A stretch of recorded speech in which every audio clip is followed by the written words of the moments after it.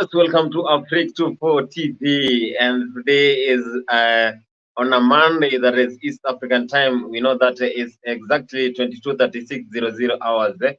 And we know that today, as a country, Kenya, we have experienced a lot of rains and we are blessed.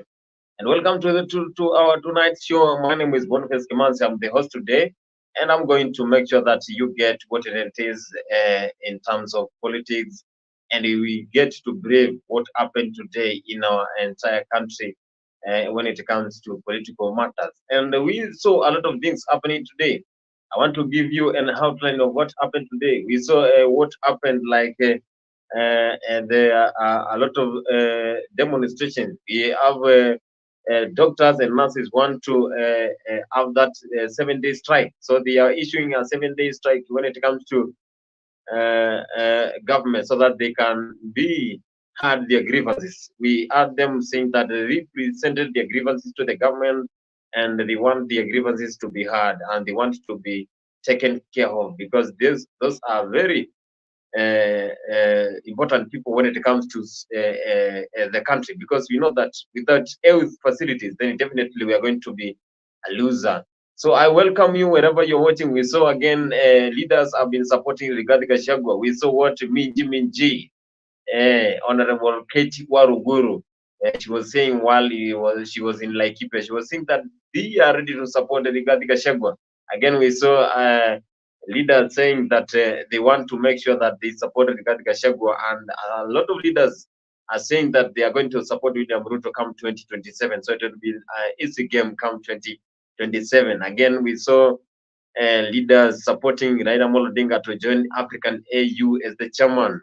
Again, we saw a lot of leaders saying that they are ready to make sure that Raila Amolo Odinga goes into the AU as the chairman.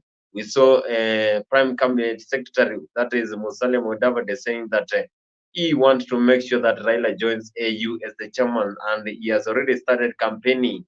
So those are a lot of things that happen in our country. And again, we saw what happened. We saw that Didi Nyuru, a lot of leaders are saying that they want to make sure that the next kingpin of the Mount Kenya region will be represented well. We want to know that if that is true. Again, we saw leaders are diverting. Others want to support Rigathi Gachagua, others want to support Didi Nyoro, and again, they are ready. We also saw the Hembu governor, that is Cecily Barire, saying that she wants to make sure that the Mount Kenya region is united, and she is ready to support Rigathi Gachagua. We also saw what Laikipia governor did today, and they are ready to support Rigathi Gachagua when it comes to Mount Kenya kingpin. So a lot of things happen to our country. We also saw that there are different prices that have been encroached, that we will be having different prices when it comes to IDs. We saw the passport, we saw that the passport, and there are a lot of changes when it comes to getting the identification cards in Kenya. We also saw President William Ruto very early in the morning today having a brief with Prime Cabinet Secretary Musalia Mudavadi, and also Speaker of the National Assembly, who is Moses Wetangula, and a lot of leaders who were present in the National Assembly. And they said that the earliest bird catches the worm. That is why very early in the morning, President William Ruto held that brief in the State House, where a lot of leaders were there. So those are the things that happen in our country. Again, we saw the housing bill. People are saying it's illegal, others are saying it's good. So it is a contrary opinions when it comes to housing bill. A lot of things have happened in our country, and we want to go direct. We also saw Kalonzo Musyoka having a brief rallies in Nakuru. We also saw him having a lot of leaders. We also saw the Kitui senator, that is Enoch Kio, saying that they are ready to support Kalonzo Musyoka come 2027. They said that they are tired. They want to make sure that the Kamba region has the leader, and they want to make sure that now it's time to change. It is time to have the Kamba leader as the president come 2027. A lot of things has happened in our country. We also saw LSK, that is the Law Society of Kenya. We saw the last day that they elected a new leaders so that they can be represented. And we also saw what the new leader has said. I will be giving you details on what happened. And without wasting time, we want to go directly to hear what happened. And we want to have a clip here. I want to play a clip here. And I welcome you wherever you're watching. This is Afrique24, whereby you can follow us. You can even subscribe to our YouTube channel. You can also follow us in Facebook, Twitter, Instagram, TikTok, Facebook. This is Afrique24, and this is a political show. I'm your host today. My name is Boniface Kimanzi, and you all know that this is Afrique, and here we exchange ideas. I welcome everyone in everywhere, whether you are in Kenya, whether you are in diaspora, whether you are in UK, any part of the world, you can be represented in this forum, and we exchange ideas, because this is where we give everyone a big platform so that he or she can share ideas, and these ideas will be heard here in Afrique24, where we we have no discrimination, and we make sure that everything happens in the right manner. I want to give you a clip here so that we can go directly and listen to this clip. Then I will welcome you to give comments wherever you are. If you want to join our live, then you can join our live through the comments section.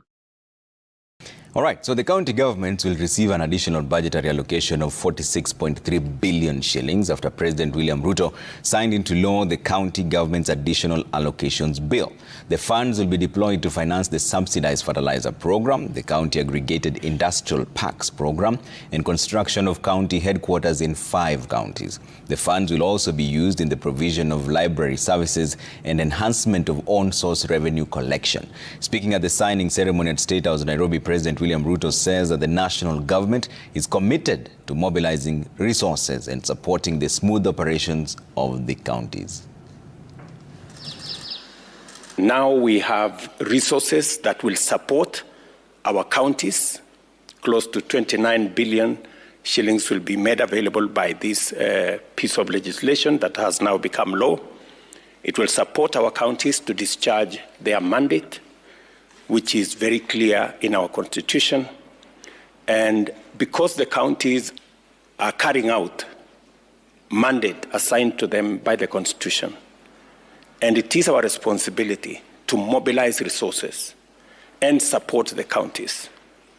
I must say that we continuously are working towards making sure that whenever we have resources, it is shared between the 2 levels of government equitably, so that every level of government can discharge their responsibilities.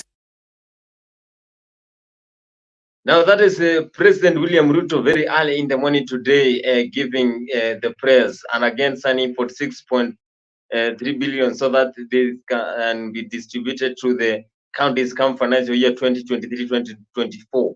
And again, we saw that they are ready to support agriculture, because we saw that President said the money will be used in the counties, and the counties will be able to run their government and make sure that the citizens in those areas will be getting help whenever it is needed. Because President William Ruto and Deputy President Rigathi Gachagua, as they were giving their manifesto, they said that they are ready to support local farmers. They are ready to make sure that we stop importation of any food products from abroad or overseas.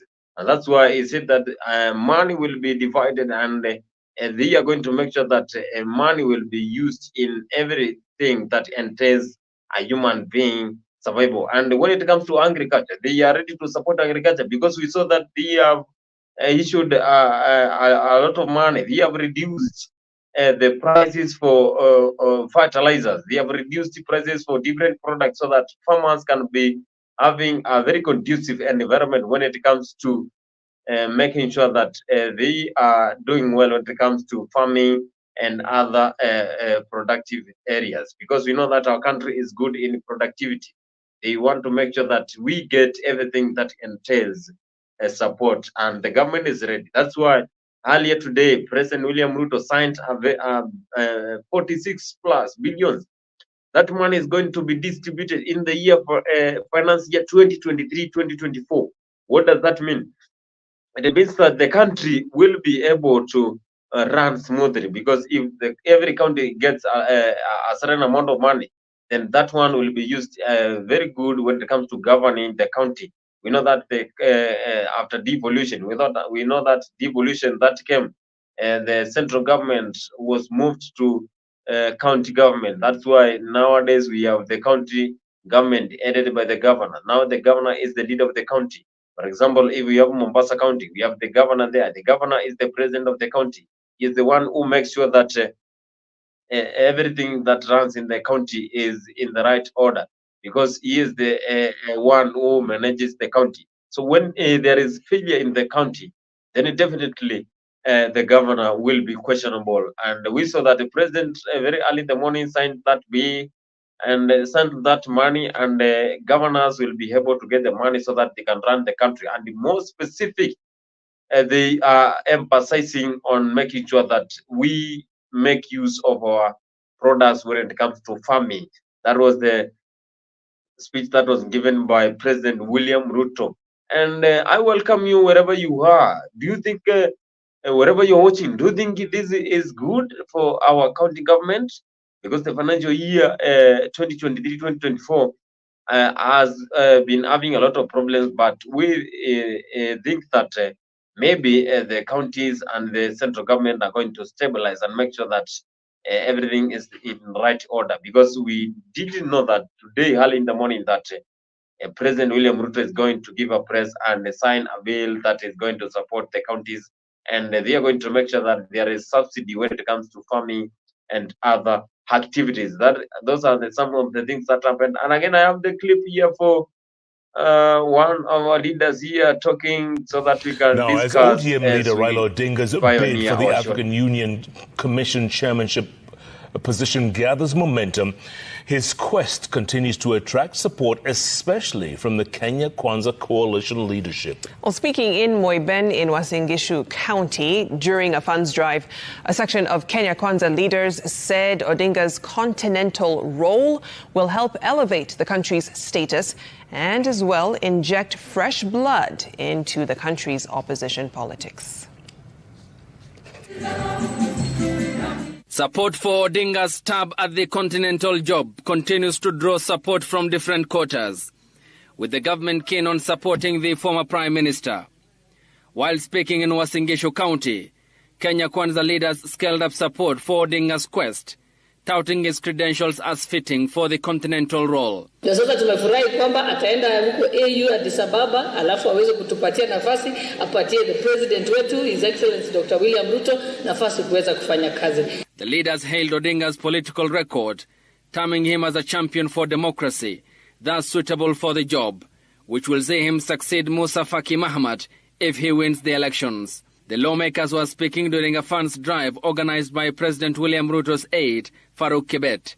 Tumepitisha hapa sahi chini ya Madam Speaker ya kwamba mtu ya leader of opposition hata patikana akileta mambo ya furuku ya maandamano katika Kenya hii. Hiyo ripoti ikifika bunge, tunataka kweli hiyo mswada ingie haraka yenyewe, mtu akipata leader of opposition tupitishe kama tumefunga macho. Odinga's bid took a notch higher after President William Ruto in the company of Odinga visited Uganda last week to seek the support of Uganda's President Yoweri Kaguta Museveni. Ayub Abdikadir, Citizen TV. Yeah, we saw leaders now, they are supporting again Raila Amolo Odinga joining AU. We have seen the Deputy Speaker in the National Assembly, that is Gladys Boschole. She is ready to support Raila Amolo Odinga so that he can join AU. We have seen a lot of leaders supporting. We have also seen bigger women rep supporting Raila Amolo Odinga joining the AU. We have been saying this very long time that Raila Amolo Odinga has this ability, and he can be a good leader when it comes to ruling the country, the continent at large, because we know that this AU chairmanship will be covering the entire continent, not only local politics when it comes to Kenya.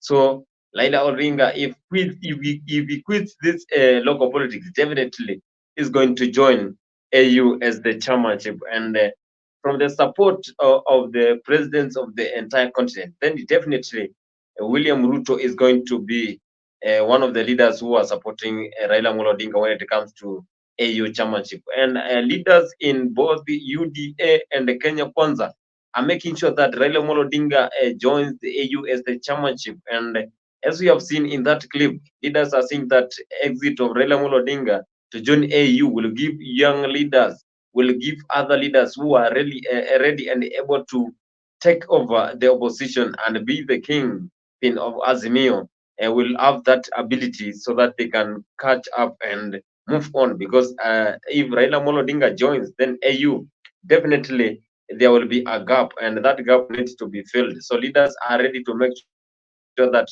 they fill that gap, and a lot of leaders are ready so that they can acquire that position. But again, will the exit of Raila Amolo Odinga give those leaders who are able to occupy that position take over? Will they be able to take over? Will they have that capability to take over that leadership?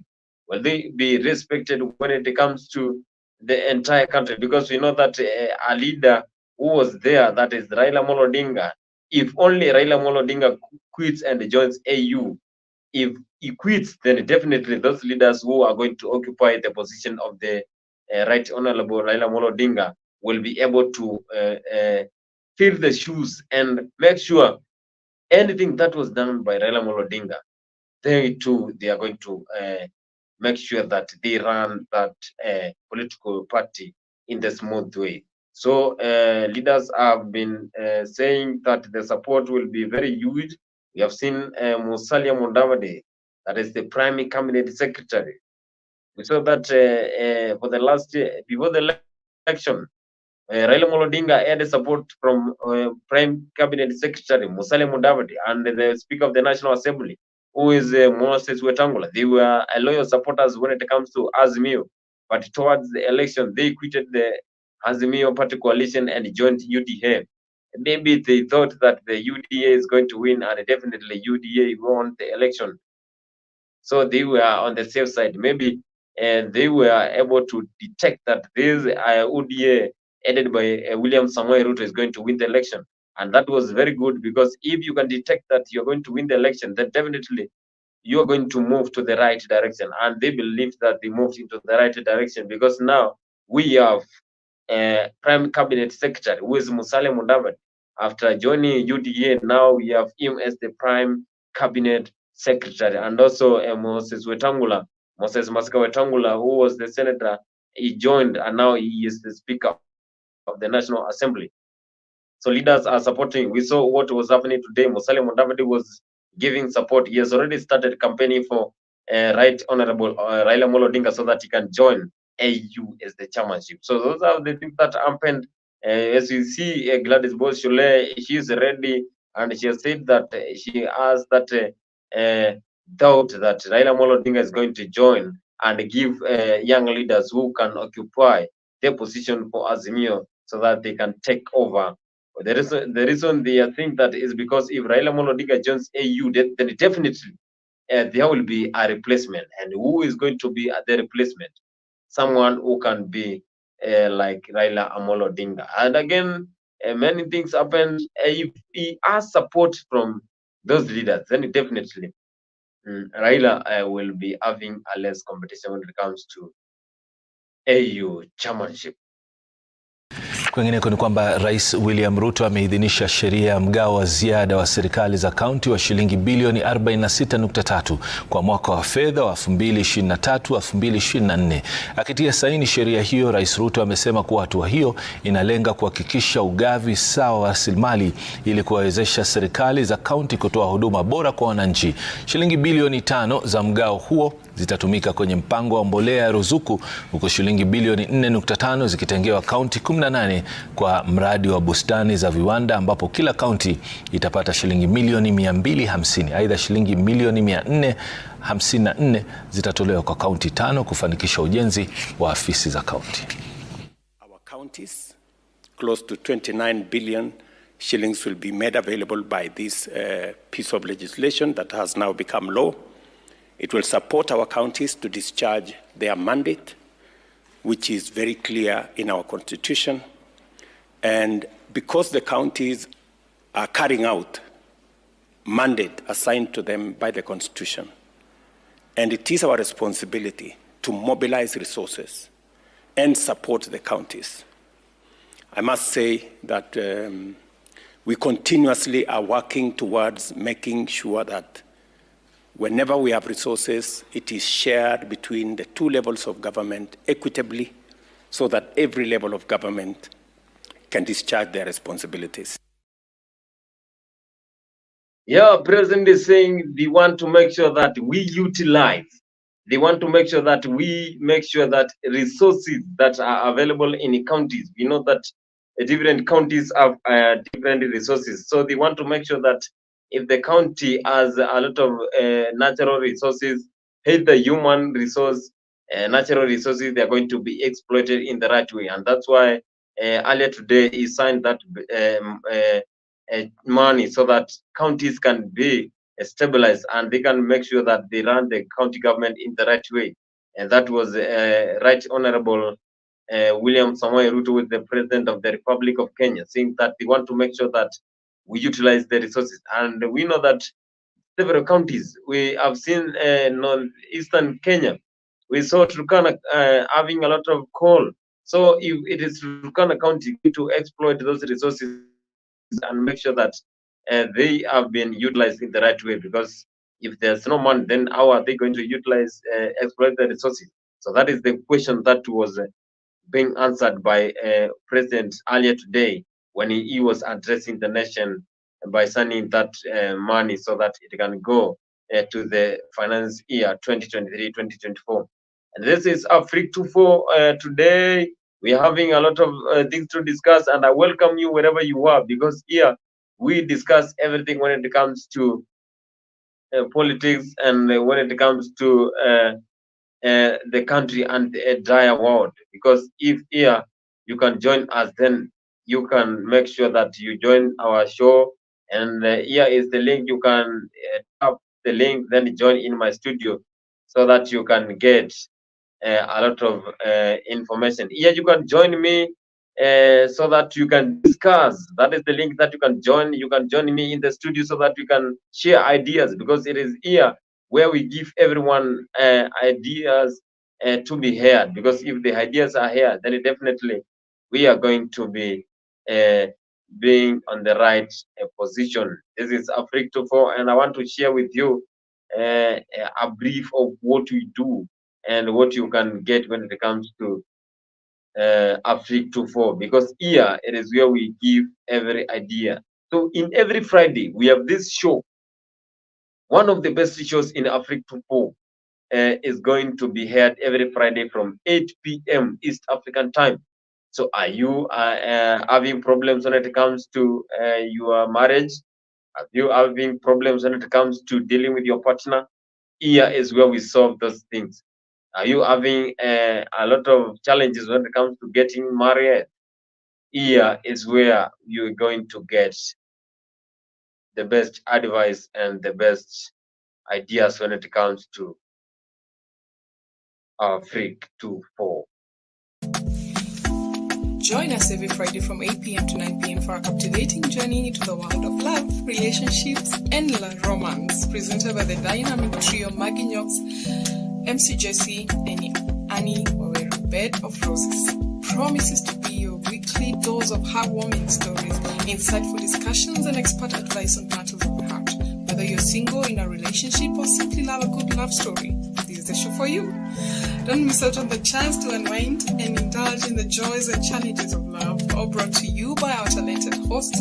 Tune into Africa 24 every Friday from 8 p.m. to 9 p.m. and let us guide you through the enchanting world of Bed of Roses. Subscribe now and mark your calendars. You don't want to miss this. See you there.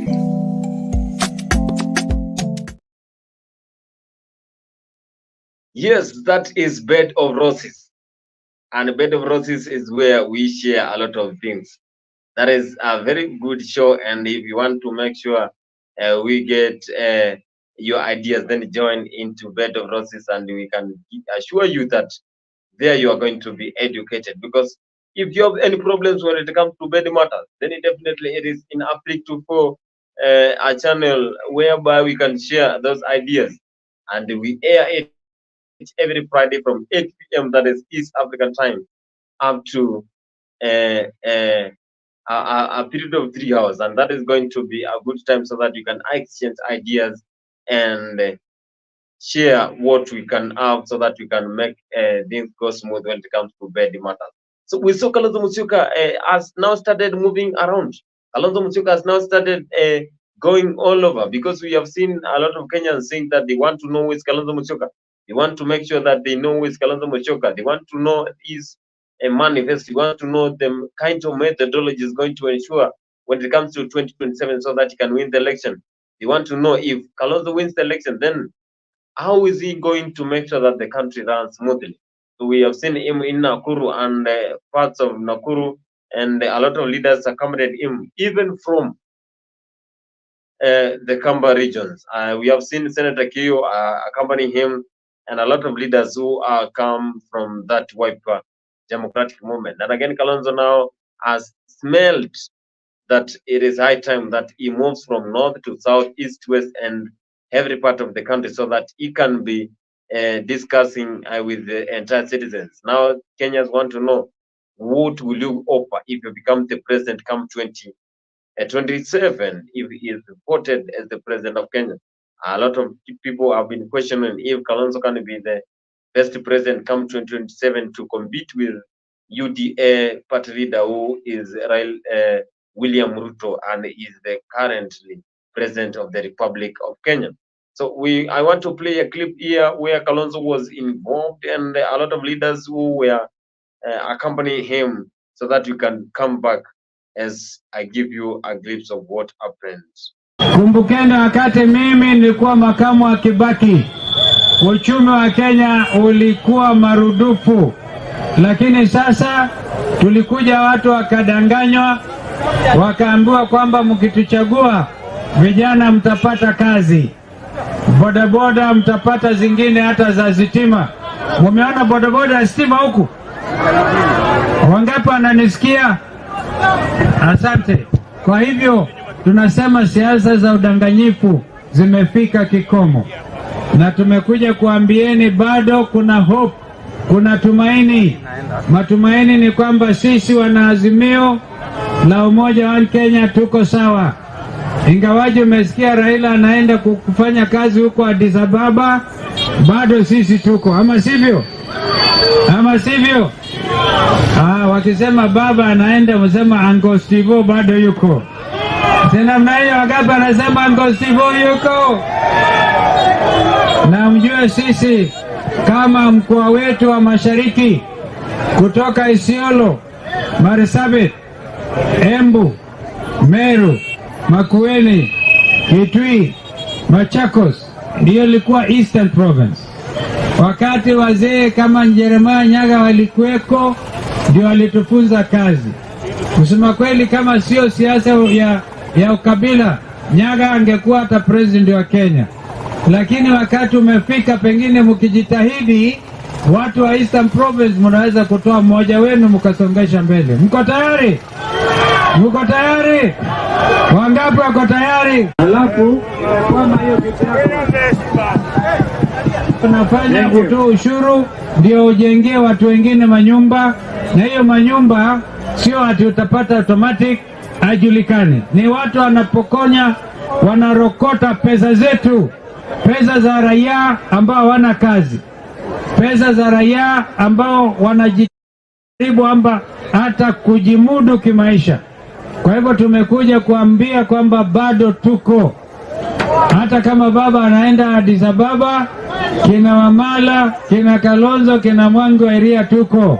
Na tunataka mjue kwamba vile tunawaona hapa, tunataka turudi wakati kwanza tuambie, mjue kwamba maandamano haki yetu. Mnasikia wananchi waliandamana Nairobi, mimi na Eugene karibu tuliuawa. Raila alipigwa risasi 9. Na huku yule Raila alikuwa amesema yeye ni mganga, sasa wameshikamana na Ruto. Gachagua amebaki peke yake huku.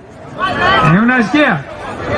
Gachagua alikuwa akisema Raila akienda Ikulu atatoa suruali ya ndani aweke juu kwa kichwa.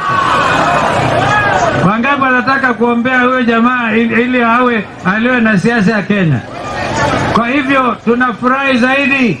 Wangapi wako tayari kujiunga na Azimio ndio tumalize ukabila Kenya hii? Wangapi? Asanteni, ngoja.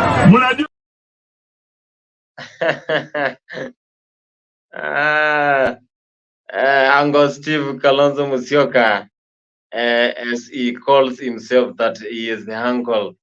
Then he has talked about a lot of things, and here he has said that this housing bill that they want to make it use so that they can get money from the local citizens who even doesn't have money. Again, he has said that Azimio, even if Right Honorable Raila Amolo Odinga joins its AU, Azimio is going to be still firm, because he has said there, Uncle Steve Wamalo is there, Martha Karua is there. So they believe that they can fill the position very well and perfectly, that position that was occupied by Raila Amolo Odinga.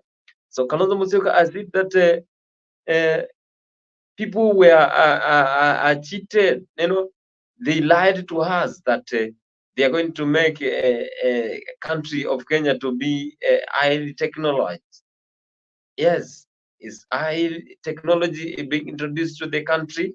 Because they promised us that they are going to introduce electric bikes, electric bikes, electric bikes. And electric bikes, if you have the motorbike that is electrically run, is that one going to be applied to places whereby we don't have internet or power?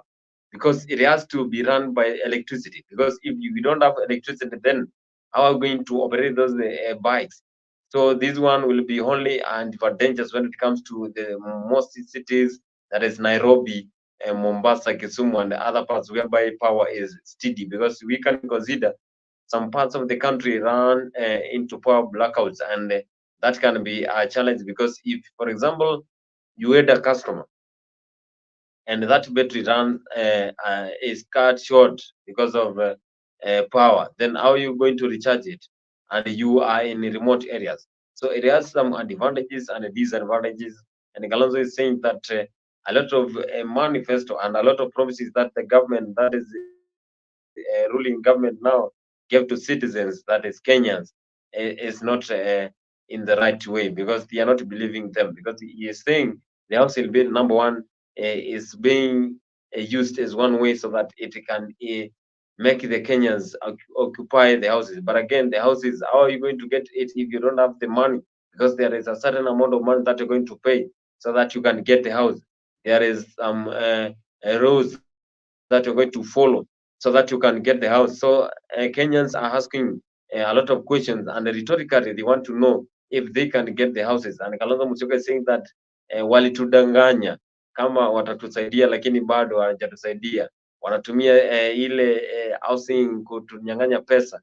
That was saying that was made by Right Honorable Kalonzo Musyoka, who is the leader of Wiper Democratic Movement, and he was saying that despite Raila Amolo Odinga being linked to AU as the chairman, then he is going to make sure that him as the Uncle Steve, that is going to make sure that he acts as the replacement, and the likes of Martha Karua, the likes of Eugene Wamalwa, they can make sure that they can replace and make that party go on well, smoothly, because they have the powers and capabilities to rule and make sure that Azimio government runs smoothly. But again, the question is, are they able to make sure that they can mobilize Kenyans as the way Raila Amolo Odinga did? Because we saw that Raila Amolo Odinga has been doing perfect job. He is the one who can call for maandamano, because anyone else can call for maandamano, but are Kenyans going to obey? We saw what happened last year after the high cost of living was very high. There were a lot of complaints from the citizens that they are not being favored when it comes to this government. This government is favoring only those who are rich, and only those who have that ability to provide for themselves in a daily basis. And again, after that, Raila Amolo Odinga called for maandamano, Kenyans in the whole country obeyed, yet he is not the president. So there is a difference between a people's president and a president of the Republic of Kenya. We know that Raila Amolo Odinga is the people's president because anyone else can tell you we have Raila Amolo Odinga in this country. Yet anyone who is going to replace him, is he or she going to make sure that he makes that position continue the way it has been always been. So that was Kalonzo Musyoka, and to be sure, if Kalonzo Musyoka is going to be the next king when it comes to Azimio, then who will be the running mate for Kalonzo Musyoka? So wherever you're watching, if you're watching this is Afrique 24 and you have all your ideas, then I welcome you to join this Afrique 24, and I'm very sure that you're going to enjoy. And we have seen leaders complaining. We have seen the former president saying that the government, what it promised to Kenyans, they are now steering our country into the dustbin. I don't know what was the reference, but again, we have seen today that very early in the morning, President William Ruto said that they are going to make sure that the country runs smoothly. So what I would have liked are to they know planning? from Mr. So that was if only. Who was disciplined when 8 million of taxpayers' money was given to Inkatha Freedom Party? That was in July 1991. Who was disciplined? These vague statements are counterproductive because they lead to the conclusion that Mr. de Klerk is less than frank in making important statements on national issues. But I want to say that various points of view have been expressed here. I wanted to assure you that on the 27th of April, you will make your choice. And I don't doubt what it is going to be. You will make your choice. I want to ask if Kenyans made the right choice. And that is the questions that I want to pose here.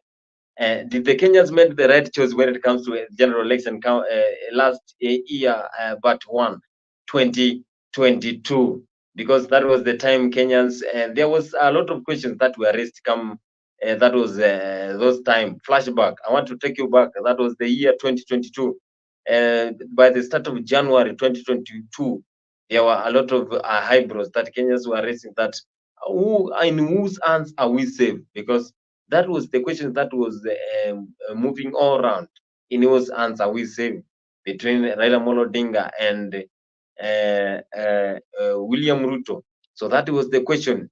Are we going to vote for Raila Amolo Odinga or William Ruto? And at the end of the election, that was 8th August 2022, Kenyans made their choice. So that was a flashback. Kenyans made their choice that they voted for UDA, that is the United Democratic Alliance. So they voted for UDA, and the UDA is now the current party that is leading.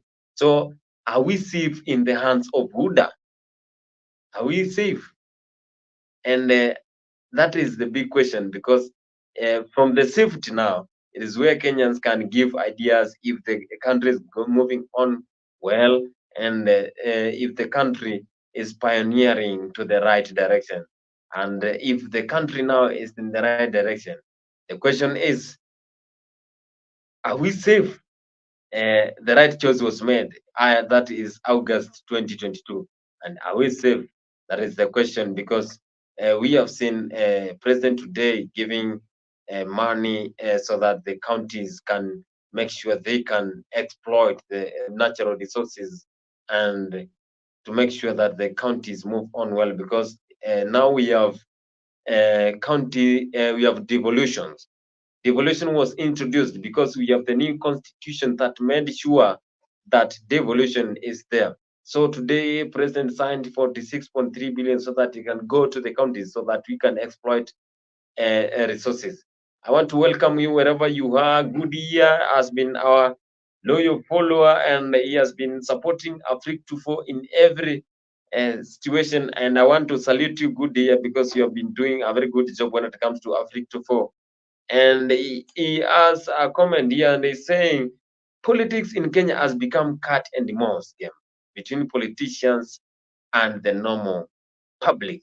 We know that politics is a mind game, and when it comes to politics, there is this idea whereby if you are a politician, you need to make sure that you don't get attached to feelings, because you have to play everything in the right way. Because we have seen things happening, because we saw what happened to the relationship between Raila Amolo Odinga.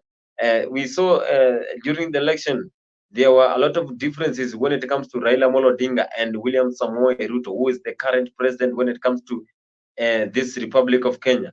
They were having a lot of differences during campaigns, but after the elections, again there were differences. But in the last 3 days, 2 weeks, we saw what happened. Those guys met. I think they were having some murisik, some murisik.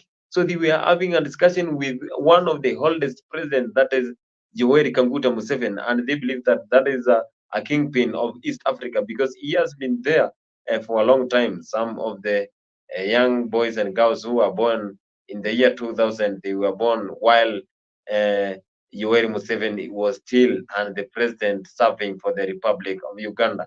So I agree with the good year that this one is a mouse game whereby you run after the other and you run after the other. And that one is a merry-go-round, because I think these guys, they don't have those feelings, because when they meet, they talk something that is sensitive and they don't get into a disagreement. That's why we need to make our country move on well. And after they met, then they made sure that they align things in the right order. I want to welcome Ramesu Yegon and Crest. This one guy, he has been our loyal follower, and he has been making sure that he contributes.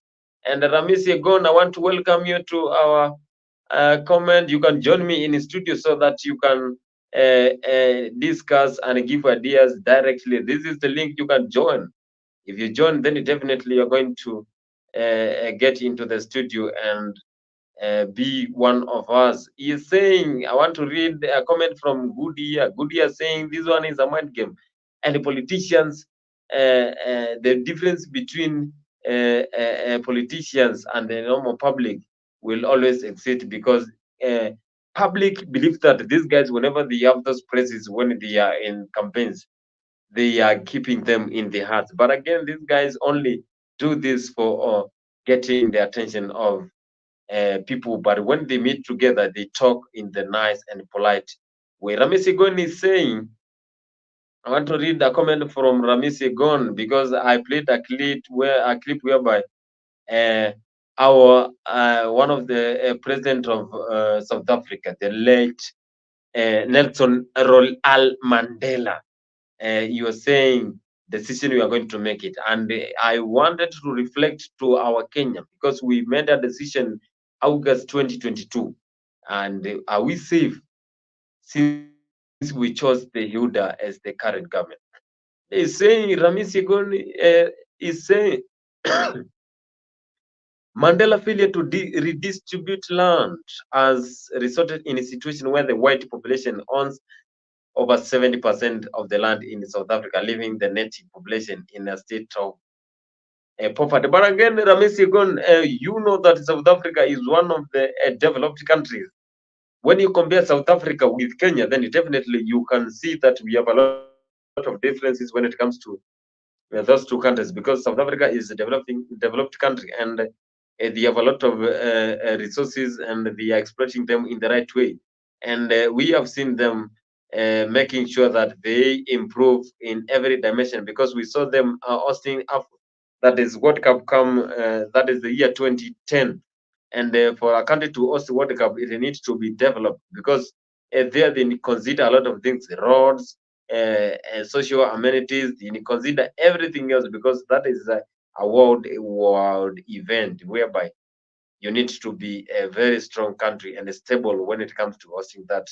But I think Nelson Mandela, South Africa is one of the latest countries to achieve independence. That was in the year 1990. fought. So they were colonized, and after Kenya got independence earlier, very early, because we had a lot of leaders who fought for our independence.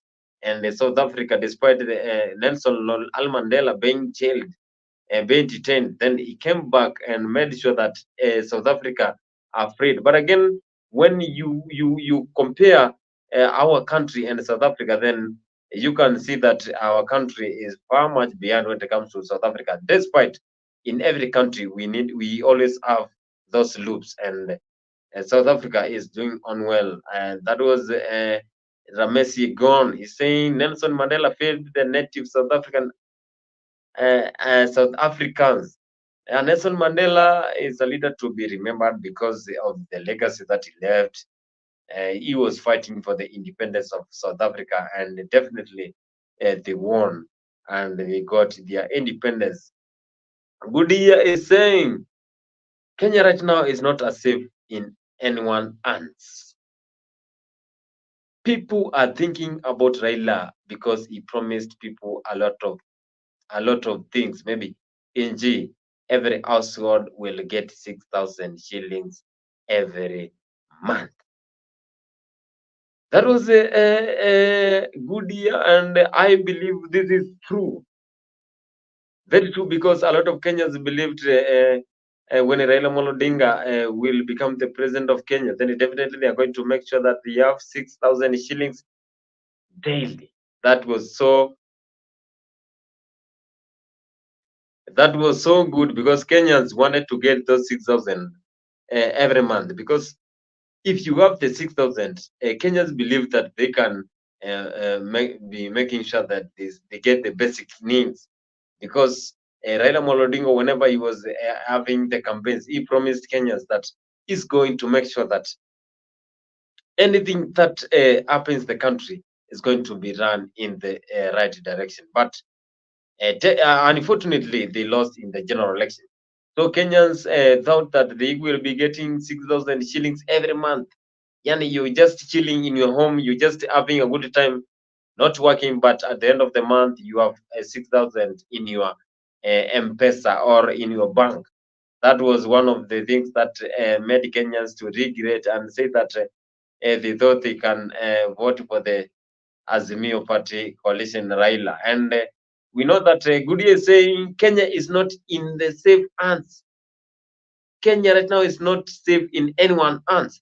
That one is a comment from one of our followers, and he's saying Kenya is not in the safe hands. So I don't think so. And that was a comment, but he's saying hey, Kenya needs to upgrade. He's saying Kenya needs to make sure that they make use of all things so that Kenyans can feel that they are in the safe hands, because everyone wants to be in the safest hands. Because whenever you do things, you want to make sure that you run in the right direction. But again, we have seen President William Ruto trying. President William Ruto is trying to make sure that everything runs in the right direction. But again, are we safe in the hands of President William Ruto? Because he's the current president of the Republic of Kenya. So we have seen him doing a lot of things. He's trying to make sure that we compensate the high cost of living. But again, the relationship between him and the county government is trying to improve, because we saw what happened today, and they are trying to come together with the kingpin of Azimio so that they can make use and make the country move on smoothly. Because if there is opposition, then definitely the country will be having a lot of problems. And we want to make sure that the country moves in the right directions, because it is only by this that we are going to be assured that we are in the right direction. And again, we saw new IDs will cost 300 shillings.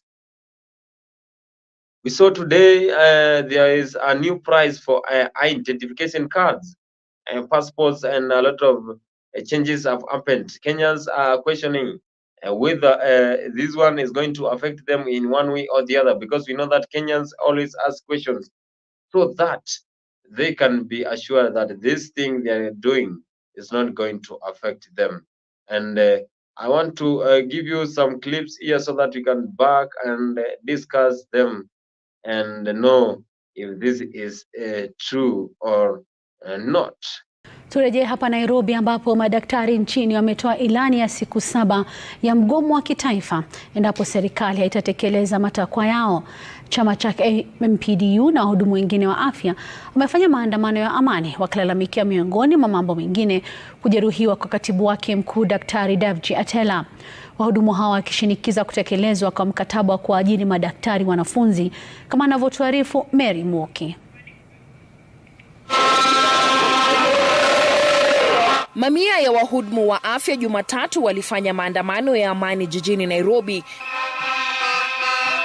wakilalamikia miongoni mwa mengine kucheleweshwa kutumwa kwa madaktari wanafunzi na vilevile ukiukaji wa makubaliano yaliyofanyika mjini Kericho. Wahudumu wakianza maandamano Upper Hill hadi Wizara ya Afya, Bunge la Kitaifa na mwishowe ofisi za Hazina Kuu. We will not sit back and watch the healthcare of this nation go down due to incompetencies of a few people.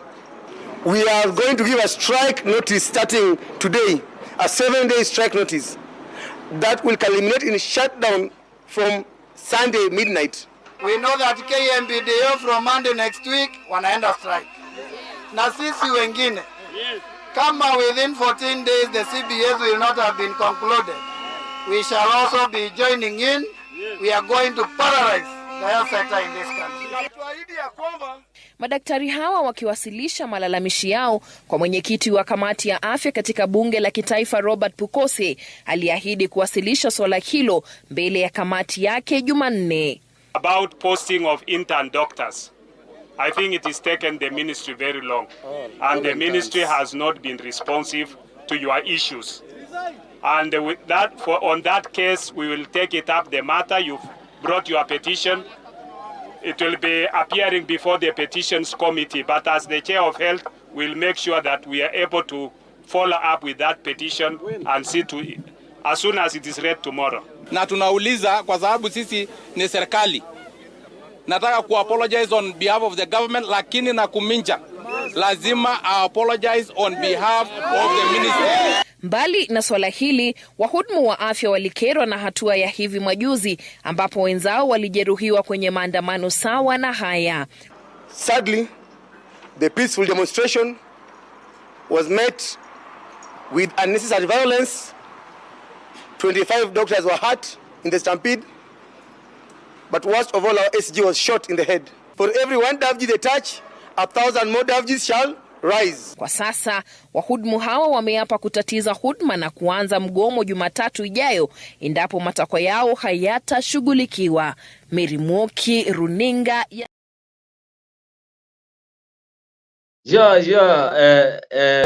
That is one of things that has raised a lot of eyebrows, because we know that our country, if a country is lacking health facilities or the doctors are on a strike, then definitely we are going to face a lot of deaths and a lot of things are going to happen, because we know that human health is very important. So the government trying to lose focus when it comes to health and other things, because we have seen the CEO saying that the deputy leader saying that Ms. Keller saying that they have been neglected and they are serving as one of the biggest areas where our country has to focus on, because health facilities need to be utilized, they need to be taken care, because if we don't have health facilities, then definitely we're going to be having a lot of problems. As we know that diseases come out every day, children are given birth every day. If there's no doctors and if the doctors are on a strike, then the country will be in a total mess. So those doctors have issued a 7-day strike. And if that strikes happen, then definitely the country will be facing a lot of problems. So the government now focusing on other things like housing bill and leaving the doctors. We know that health facilities and the social amenities are one of the big areas that need to be considered, because the country needs to have citizens. Because if the citizens have not ability to move on, they have no energy. Then doctors, if we have diseases, then those doctors are the one who are responsible to make sure that they maintain health of the country. So that is one of the big topics that have raised a lot of antennae. Antennae are on. If these doctors are going on strike, then what will happen to our country if doctors go on strike? So good years here is saying Raila and Ruto working together, they are in the same pot. Why did Ruto's right aunt Aisha Juma Katana meet Raila in Capitol Hill? Things are brewing behind the scenes too. No wonder DP Kashagua is frozen. Yeah, good year. That is a good comment, and we know that DP Rigathi Gachagua today said that he is ready to work with Raila Amolo Odinga if only he is incorporated in the government. But again, I don't believe that one is true because last 2 days he said that he is not ready to support anyone else going to feature in the government because he complained Raila Amolo Odinga has been this to the previous government and he has been to Kibaki's government, and he believes that he is the one who made sure that the government goes astray. So that was the comment from the DP, Rigathi Gachagua. And we know that things happen behind the scenes. We don't know what happens definitely, but the Roman side that things that happen when it comes to politics, you cannot go having them in mind anytime because these leaders, whenever they meet, they talk and they make sure everything that they talk is in a secret way because we saw those two guys meeting, Raila and Ruto, and we have seen that in the last few months they have been so having a lot of differences. But again, the question is what is being cooked behind the scenes that Kenyans don't know. But again, as Goodyear has said, that the things will come out later if only they bring on board what they want and once they make them stay in the right way. Regarding Gachagua, we have seen Laikipia leaders saying that they're going to fully support Rigathi Gachagua as the next kingpin when it comes to Mount Kenya region. We have also seen Cecil Baril saying that she is ready to support Rigathi Gachagua. Minji, Honorable Katie Waruguru, said that she is ready to support Rigathi Gachagua.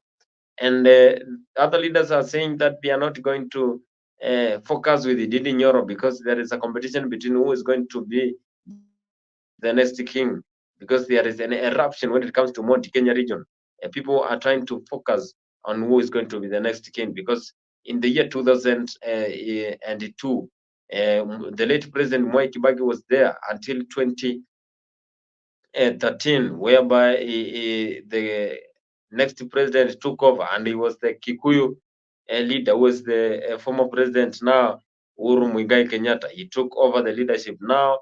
In 2027 and 2032, they want to make sure that they get the next king. But again, are we going to always be relying on the one tribe when it comes to presidency? Because William Ruto believed that he can be able to make changes, and he penetrated in between them and he won the election. That was a change of dynasty, and people were feeling good because they thought the change of tribalistic. Then we have seen Kalenjins and Kikuyus are dominating this seat of president. I want to read the comment here, and Oski is saying, I think we should just accept that in Africa, we are born to live undeveloped and poor. It is not just Kenya. The entire continent has the same problem. It is what God.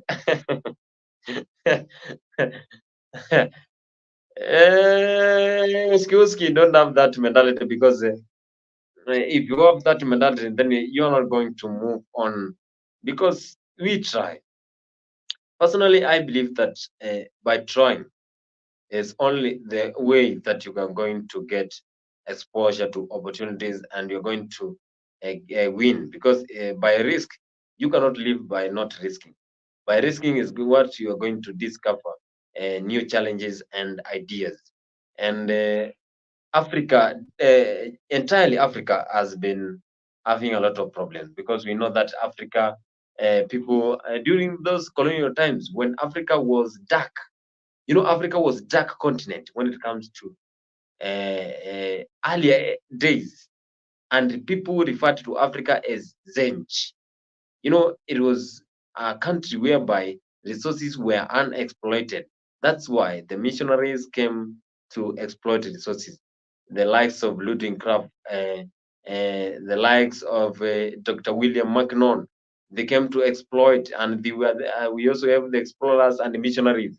So those times, those British men called us the Zenj, black people, because they came here and they discovered these are human beings, but they are just living. But again, we eliminated that mentality and we started building our continent. Now we have our continent moving on well, and we have countries that are developing, because we have South Africa. South Africa is doing well, because whenever you are in Cape Regis, South Africa, whenever you are in Drakensberg, you can see a lot of changes. When you move towards the West African region, that is Atlantic Ocean, you move to equatorial regions, whereby we have the Ghana, we have the Ivory Coast.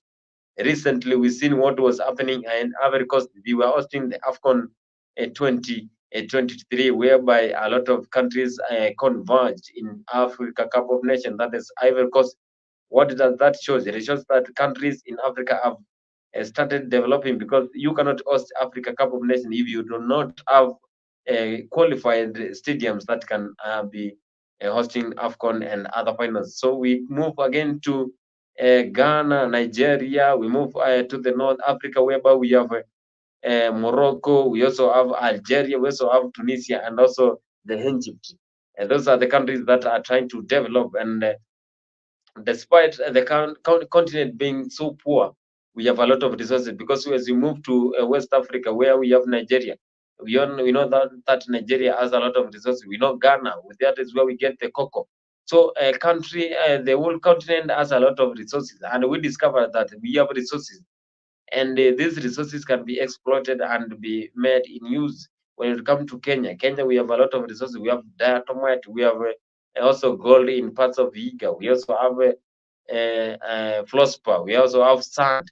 We have a lot of resources. We exploited the Indian Ocean. We have a lot of resources there, and we are having tourists coming from all over the world when it comes to seasons, and to be specific, summer, so that they can enjoy the climate of Mombasa region. So I don't believe that we have that mentality that we are born to be a poor country. We are not a poor country.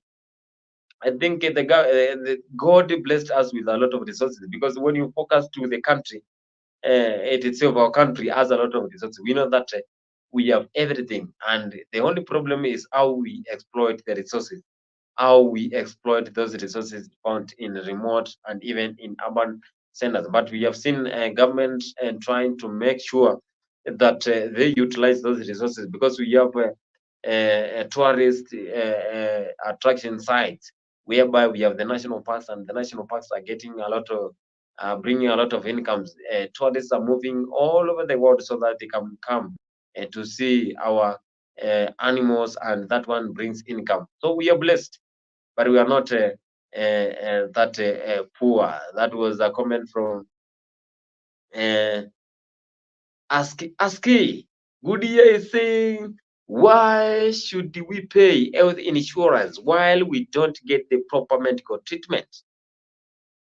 I want to repeat this again. Why should we pay health insurance while we don't get the proper medical treatment? Doing medicine is a calling. Doctors should not strike but sit around the table and talk.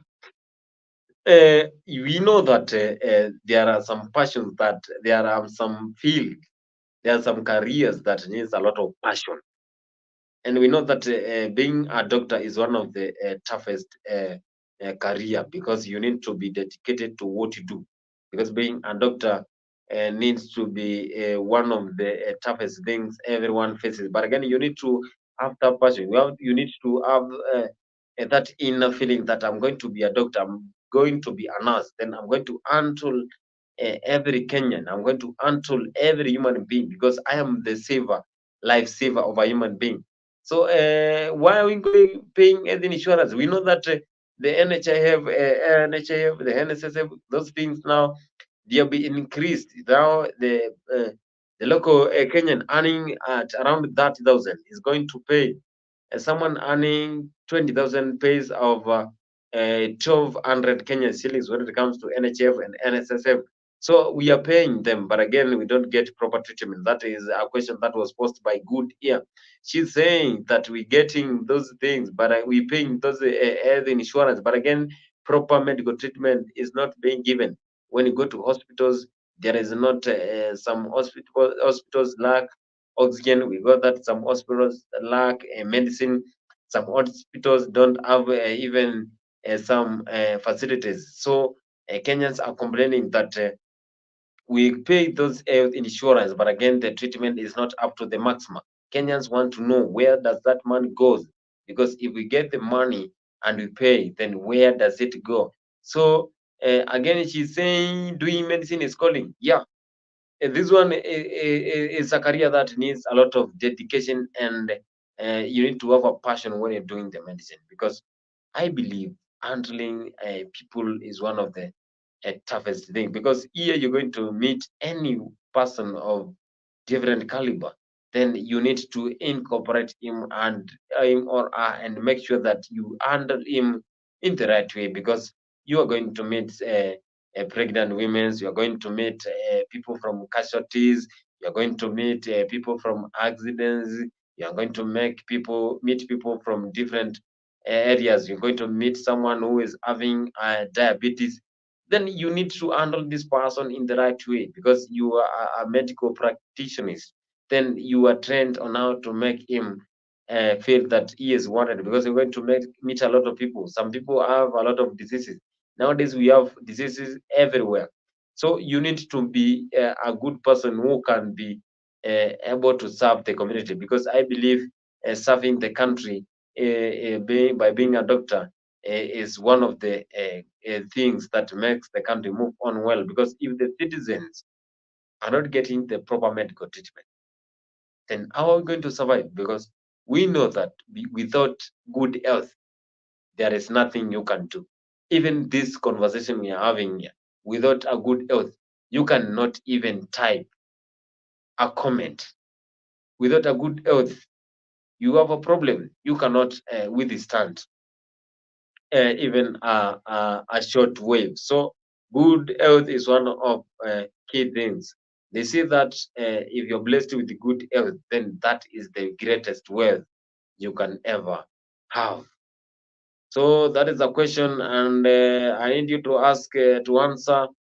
So Ramesh Igoni is saying the phrase dark continent was used as a racial slur by Europeans. Africa was not a dark continent. Oh, that is a comment from Ramesh Yugon. He is saying this one was used as a racial slur by Europeans, and we know that Europeans colonized Africa and they came to occupy regions. We know that Kenyans were colonized by British, and we saw what happened during British colonialization time. We saw the Mau Mau. We saw the leaders likes of Mekatilili Wameza. We know that every community had those leaders who represented them and who fought for their tribes. So we saw the Griamas, for example, were led by Mekatilili Wameza. We also saw the Mau Mau region. Mau Mau was headed by Field Marshal Muthoni, Dedan Kimathi were the leaders who were leading the Mau Mau. So what is the problem? We know that those Europeans, when they came to Africa, they occupied Africa and they wanted to divide Africa, and they are the ones who set those boundaries. That's why now we have Kenya and Tanzania, Uganda, and we saw those guys, the Europeans, when they came to East Africa, they discovered that our Africa continent has a lot of resources. So they came to explore. After the exploration, then they came to colonize, because after they explored, then they found that this continent has a lot of resources, and we need to put them in use. because if we get them in use, then definitely we are going to be occupying this region. So that's where colonization came, and they were very racist. We saw they were taking us as slaves. A lot of countries were colonized, but except Ethiopia and Liberia. We know that Ethiopia was not colonized because they had a very strong army. Ethiopia is believed to be a country that has a strong army. Liberia was not colonized because it was used as a home of slaves. So the slaves that were collected in West Africa, for example, Ghana, Algeria, Nigeria, Cameroon, they were taken to Liberia. So it was a home of slaves, and they used Kenyans, Africans as slaves. Africans were used to work in plantations. Africans were used to work in every area whereby it was involved a human labor, and the human labor was exploited in the wrong way. That's why we have Europeans who came into Africa, and they refer to us as dark continent, but again, they exploited us in the wrong way, and that's why we always believe that colonization took our time. Goodyear is saying Africa, we Africans try, but the colonizers are still around, invisibly controlling our presidents. That is a comment from our followers. Is saying Africans try, Kenyans and other countries in Africa try, but the problem is colonizers are still invisible. You cannot see them, but they are acting, they are taking place in controlling the government and the president. We saw that a lot of leaders involve the European countries, president, so that they can make a decision. We saw there is a law that was being passed that we have the LTB,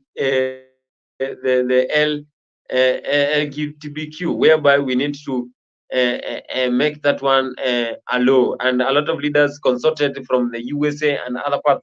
But again, we saw what happened in Uganda. Yoweri Kaguta Museveni declined that, and he gave a very stunning warning that anyone who is being caught doing those things, then definitely is going to be jailed and is going to be facing a very difficult punishment. So leaders consult European countries so that they can. The Africans still don't believe themselves that they can make a decision that can be of importance and be in use without even consultation from abroad and those European countries. So that one is true, and I agree with the Goodyear that these colonizers are still invisible. And as you go, for example, you are in Kenya and you see what's happening, you know that when you are in Kenya, for example, you go to places like where we have human labor being used, like where we have construction, then you will definitely find that those people who are managing the architects now come from European countries. Why? Why do we believe in ourselves? Why do we believe that we can be good when it comes to engineering? We don't even believe that we can be good engineers and we can make roads to be up to standard, because we believe that those guys from Europe are the ones who can be having those abilities. So it is invisibly controlling our presidents and even the entire continent. Because when you go to Tanzania, when you go to Uganda, when you go to South Africa, when you go to Egypt, then you will find these guys having a conversation there. Ramesh Suyegoni is saying Europeans came to Africa because they were poor and lacked resources. So they sought to exploit Africa to establish themselves. So he's saying they came so that they can exploit Africa to establish themselves. We know that Africa is one of the continents that is rich in resources. And the only problem that developed is that Africans were not able to exploit these resources. Because then if we had, for example, a diamond, then how would us get into exploiting the diamond, yet we don't have the right tools and skills to exploit those resources? In one way or the other, we depended on those Europeans, but again, when they came, they took the advantage and took over as the leaders and they colonized our country. But again, we Africa, we are very blessed with a lot of resources, and we know that the entire Africa continent is very blessed when it comes to resources. Ramisi again is saying Europe became wealthy by profiting from resources of other regions, as it did not have an abundance of resources within its borders. We know that Europe, it has resources, but it is not up to maximum when it comes to Africa. We know Africa is one of the continents that is having a lot of resources. We know, for example, Kenya, we have a lot of natural resources. Either human, we also have every resource because you have the human labor. We can get it from Africa. We can get minerals from Africa. You can also get crops, products from Africa. Africa is having seasons whereby we have the summer, winter, and the autumn. Those seasons, they give us money because during the summer, then those tourists come to the Africa so that they can watch beautiful sceneries. They can enjoy the hot climate, because we know that when it comes to Europe, then that is due to geographical location. They are in the Arctic. You know, we have Arctic, Antarctic, and when it comes to Arctic, then those countries are very cold. You know, something that is very cold. That is why whenever you are watching football, you see them wearing clothes even in daytime, because they believe that and it is very cold. So Africa is blessed, and we know that a lot of resources are there, but the only problem is how we could exploit them. So Europe became wealthy by profiting the resources of other regions. Yeah, they exploited them and they exported them to their country. Through this exportation, then they got an advantage and they won at the hearts of Africa. And up to today, still Africans believe that those Europeans can be able to exploit. Africans need to develop that high self-esteem. Goodyear is saying Boniface, most doctors and specialists have left Kenya and gone for green pastures elsewhere. And that's why we don't have enough of doctors and specialists. Having equipment will need money. Yeah, we have seen, personally, I have more than 7 friends who are doctors, and they are working in abroad. Yes, we know that when it comes to these medical practitioners, they want to make sure that they expert and give their best. So they have gone to European countries. I have 3 doctors who are working in Germany. So they wanted to get more money. So they went to look for greener pastures. And I have 3 neurosurgeons who are based in Australia. So most doctors and those who are in medical practitioner went to abroad so that they can get money. But we know that they think that the country is not able to provide them with good care, because we know that this is a very good area whereby this area and medical practitioners, they need to be taken care, because they are the lifesavers. They are those who make sure that anything that happens to the country, because we saw lastly what happened in Embakasi. A lot of we saw what happened in Embakasi, that a lot of leaders there complained about that fire incident, whereby people were having those casualties, and they ran to hospitals, because it is only by these incidents whereby people went to doctors. If we had no doctors, then how could we save the lives of those young people? People were suffering, and again, people who were affected by the fire, they went to doctors. So medical practitioners are one of the key areas whereby we need to focus with them. And again, when they realize that they are not being given attention, then definitely they move out of the country. They move away from the country. We have been seeing them going to abroad, USA. We have a lot of doctors in Germany who come from Kenya. Even Kenya medical colleges now are focusing on exporting those medical doctors to abroad so that they can give their skills. So we know that these doctors have been neglected, and that's why they are they want to issue a 7-day strike. And if this one happens, then definitely someone who is sick, someone who has a lot of problems when it comes to health, then they are going to suffer, and they are going to be in hot soup. So the government needs to make sure that they make these people feel wanted, because doctors and nurses are one of key people who need to be taken care of, because they are a very big determinant when it comes to and going of the country. Here I am joined by one of the honorable, is one of the best MPs, and is one of the loyal followers when it comes to William Samoei Ruto. Honorable Vincent Machoka, welcome to our today's show, and I welcome you today so that we can share and pioneer this Africa to 4. I want to welcome you so that you can greet our followers wherever they are, and we start again, because we have been doing well for the last 1 hour and 22 minutes. Welcome, Honorable Vincent. Yes. How are you? I'm doing well.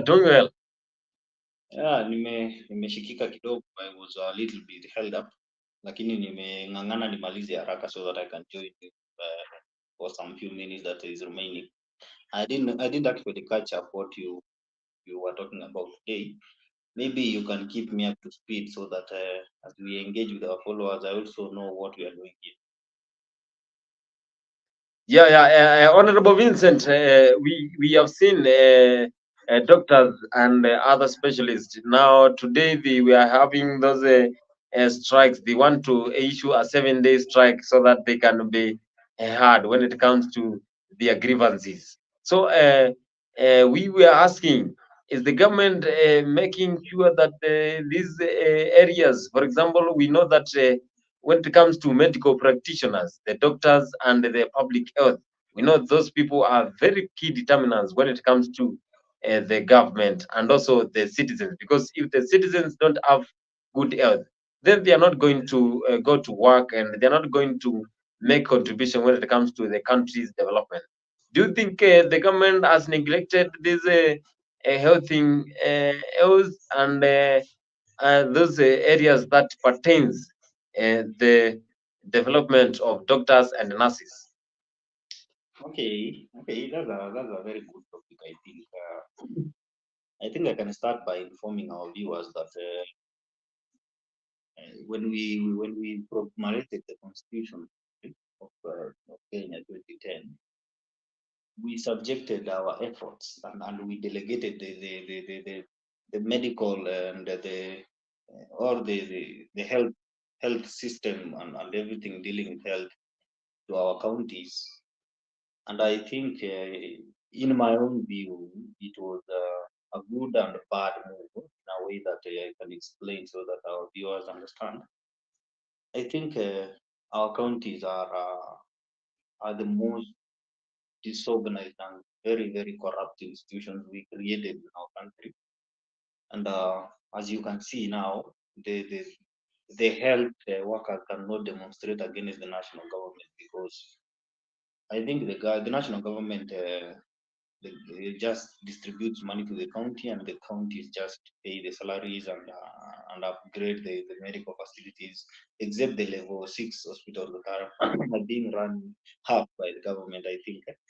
So I think from my point of view, the counties are the problem, and going forward, it's going to be so problematic, because the governors who we elected to office have no clue on how to run serious facilities, hospitals and health facilities. That's why when you hear a governor during political rallies, they just speak that we will build hospitals, we will do this, we will do this. But when they get elected, the first priority goes to building roads, markets, and we forget that a thick person, a thick nation is a dangerous nation. If we cannot treat our people, it means that we cannot get people who will work, pay taxes. So our counties are the ones to blame on this, and I think we all must agree that the national government has done its part. About 2 weeks ago, the national government distributed around 31 billion to counties. And today, I think for those who watched, the president said that they have distributed around 46 more billion. They will add more 46 more billion to the counties. So I think this topic of the medical practitioners striking is a reminder that we as Kenyans made a mistake when we were devolving full functions of the.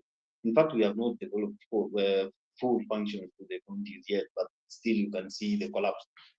So these are good lessons that we should not have delegated the duties of our health to our governors, because that was the trial.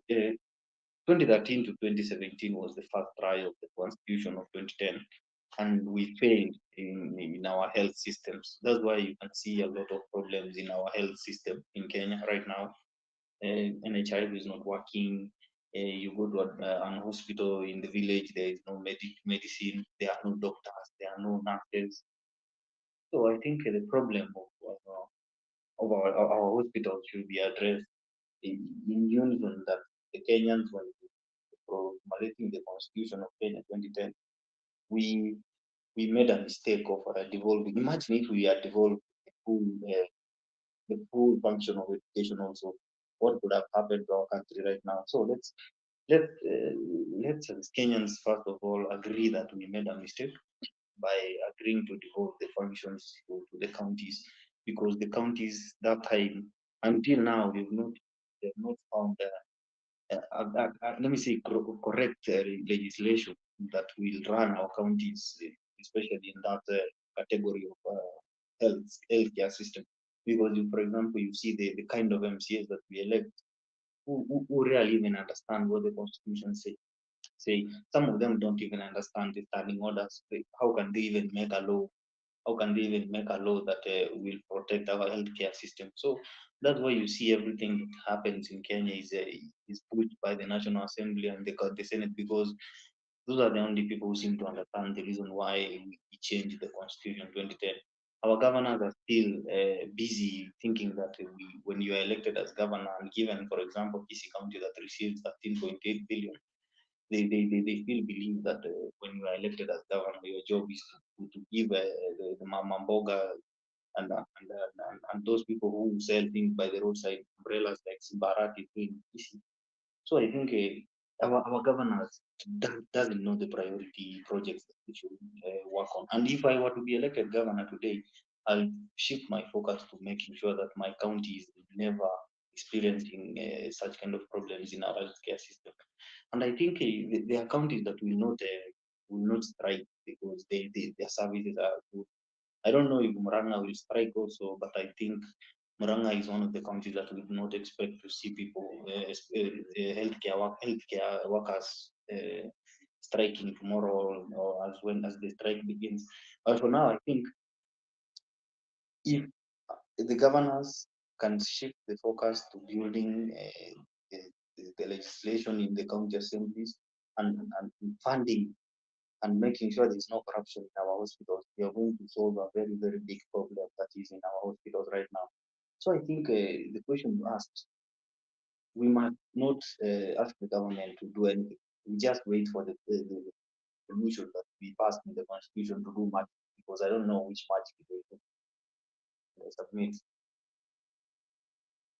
Yeah, thank you so much, Honorable Vincent Machoka, for that wonderful submission when it comes to the health differences. And again, someone here is saying the counties don't need more money, but they need good leadership and accountants who can direct the money where needed. So maybe the counties have accountants who are channeling the money to the wrong direction Do you believe that some money are being channeled to the wrong direction when it comes to county government leadership, Honorable Vincent Machoka? No, I think the governors are building wealth for retirement, and they are helping their friends to steal money in counties, because as we understand our politics, you cannot fight a politician. It will be looked like as if it's a political witch hunt. So, for example, let me use the very general example of Kisii County that I come from and where I live since I was born. I think we have received the second batch of Governor Simba's his tenure, and we have received 13.8 billion twice. And if you look at our healthcare system in Kisii, for example, you will be shocked that the budget allocation for health has been subjected to fights with Osoro, fights over the border, giving Mama Mboga umbrellas, written Simbarati, giving children bags, branded Simbarati, giving boda guys 1,000 shillings to sing Simbarati. No. So I think if we can, if the government now, the national government could listen to Kenyans and step in this problem that we have in our healthcare system, we are never going to solve this problem, because the devolution has really worked in our systems. I don't want to say devolution has not worked, but I feel in this healthcare part and the agriculture part, I feel like they have failed us, because, and even the education story ICT, I don't think that works. So mismanagement in the counties cannot be fought, because it will look as if it's a political mission. For example, right now there's a problem in Kisii, and there's a guy who's asked that question in the comment section. In Kisii County, the problem here is that we have a clueless governor, and our governor is a populist politician. That guy who loves attention, the guy who loves people. When people are singing Silvanita, he feels so happy. So he's focusing his energy on wrong things. He's focusing his energy the president, sending rooms to beat up the MCAs and the directors who don't subscribe to his nonsense. So the problem is a general example of what is going on in other countries, only that it's in the media and everybody is seeing what is going on. So mismanagement in our county, that's one topic that we can talk, and I told you the other day that we should learn a day and talk about corruption in general, because corruption is one thing that I will say and think and preach and say that corruption in the counties is worse than the corruption in the national government, because we are meant to believe that President Ruto is the person who is harboring corruption in the national government. We are forgetting that 416 billion is being sent to our counties every year, and our counties are collecting on-source revenue. It's from our restaurants and bars. Every day we are making a lot of money.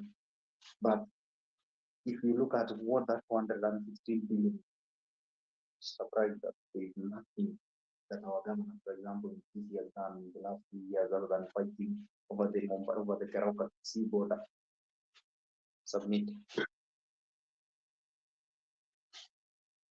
Yeah, thank you so much, Honorable Vincent, for that wonderful submission, and we appreciate for always joining Africa 24, because here we always give you what it entails, and we also enlighten anyone who joins political show every day from 10 p.m. that is East African time.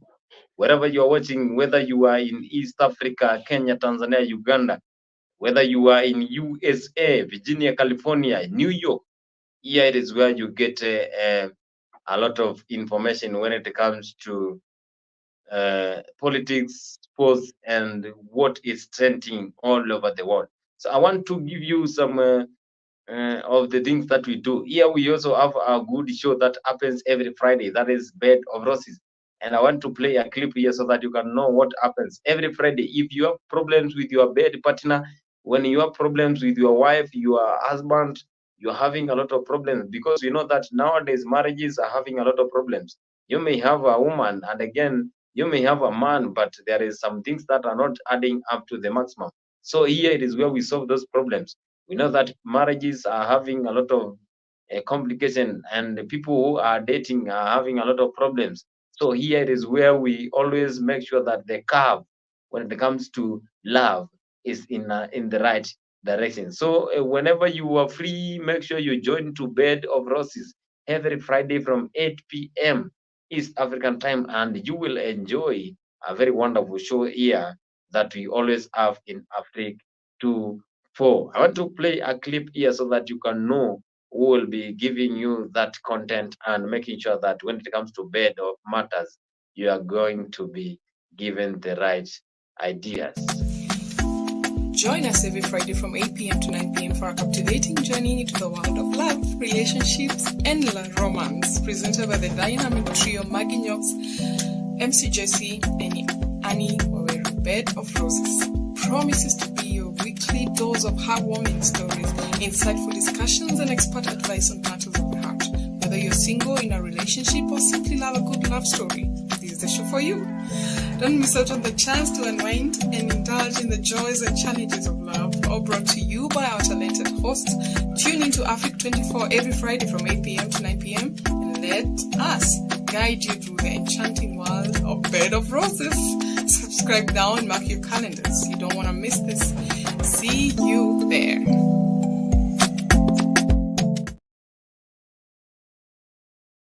Yeah, that is a Bed of Roses. Bed of Roses, it is whereby you always get the ideas, because we know that if you don't have a family, then who are you having with? Because no one can survive alone. No man is an island. Again, it applies, it reciprocates when it comes to woman. No one can survive alone. So when you have problems with your partner, you are dating and you have a lot of problems, then in Bed of Roses, here it is where you get all the ideas, and you always build your relationship, and you always be in the right path. I want to play a clip here so that you can move on to the next topic. Honorable Vincent, I want you to begin when monitoring this clip so that you can move to the next topic. Karibu tena. Licha ya kupigia kura mswada wa fedha ulipowasilishwa bungeni, wabunge wawili kutoka Murang'a wameonekana kupinga baadhi ya yaliyomo kwenye sheria hiyo. Mbunge wa Gatanga Edward Muriu na mwenzake wa Kandara Shege Njuguna hivi majuzi walijumuika na wakulima kuwatimua maafisa wa KRA waliokuwa wakiendesha kampeni kuhusu sheria inayoshinikiza malipo kupitia mpango wa e-TIMS. Hata hivyo, maswali yaibuka kuhusu wabunge hao walitambua walichoidhinisha bungeni walipopitisha mswada wa fedha mwaka jana. Uwanja wa Matenjagwa, eneo bunge la Kandara, na wakazi hawa wakitoa hasira zao kama wawakilishi wa wakulima kutoka kaunti 7 za Mlima Kenya. Hapa pia wabunge wa Kandara na Gatanga wakiungana nao kuwatia breki maafisa wa halmashauri ya ushuru wa KRA waliokuwa wakielezea kuhusu mfumo mpya wa kutoa risiti za malipo kwa njia ya mtandao ya e-TIMS. Hayo imetengenezwa na system ambayo inaitwa e-TIMS. Na sio wewe peke yako inakuguza kama mkulima wa avocado.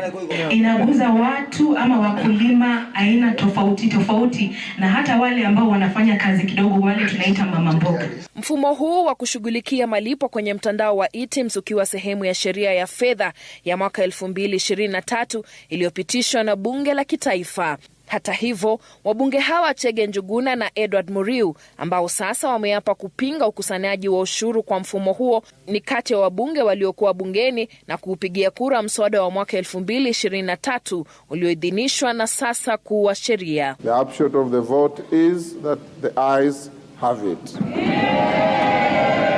Na sasa msimamo wao ni huu. We are telling the government we are not going to pay that avocado taxes, and we have said and we refuse for our farmers to be killed by these taxes. Hiyo maneno tumekataa kabisa. KRA imewataka wafanyabiashara wadogo kama wakulima, wahudumu wa jua kali kufanya malipo yao kupitia mtandao wa e-TIMS. Hata hii maneno ya kodi imeletwa pale, iko sheria iliudwa pale bunge, tumeona iko na dosari kiasi ya kutaka wakulima ya makadamia nini waanze kutoswa. Hiyo maneno tutaketi chini, tumeongea na rais jana na waziri wa hazina, tutatafuta suluhisho, tutaongea na hao bunge wetu kwa sababu hatuwezi kusaidia mkulima na mkono moja tumuumize na ile mkono mwingine, si ndio? Aguri. Matukio kama yaliyojiri Kandara yakiwa dhahiri kuwa wabunge huenda walipitisha sheria iliyorudi kuwachoma wenyewe.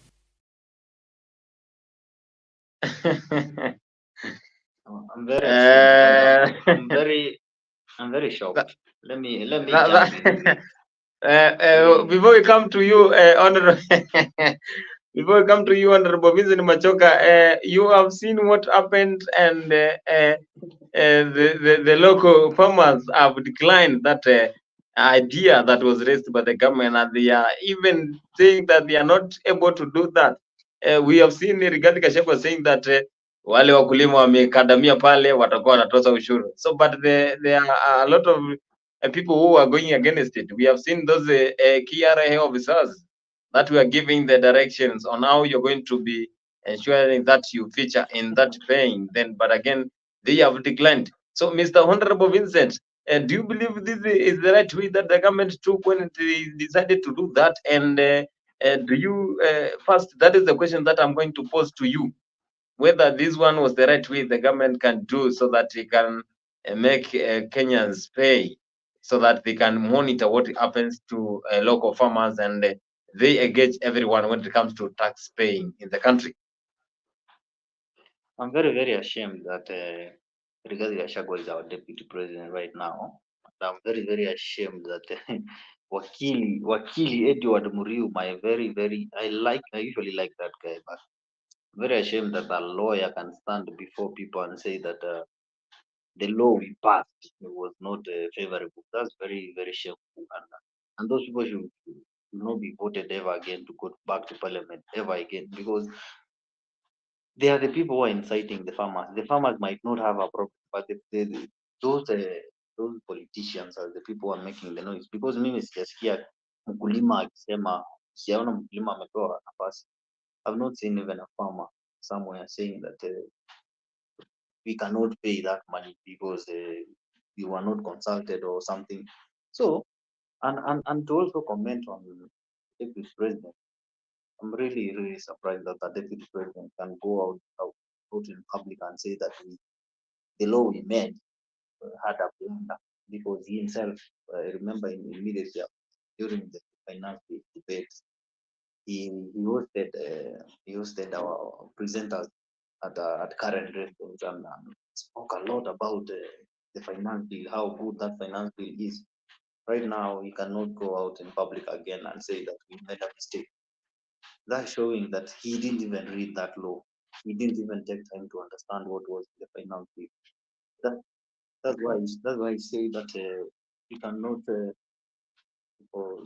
That's why I say that we cannot have such a person in government whose job is to criticize the same policies that he himself passed and was busy campaigning for last year. So the deputy president is not in order, and that Wakili Muriu is not in order. And I think the people should consider taking them home, especially that guy from Kandara who succeeded, the good lawyer Alice Wahome.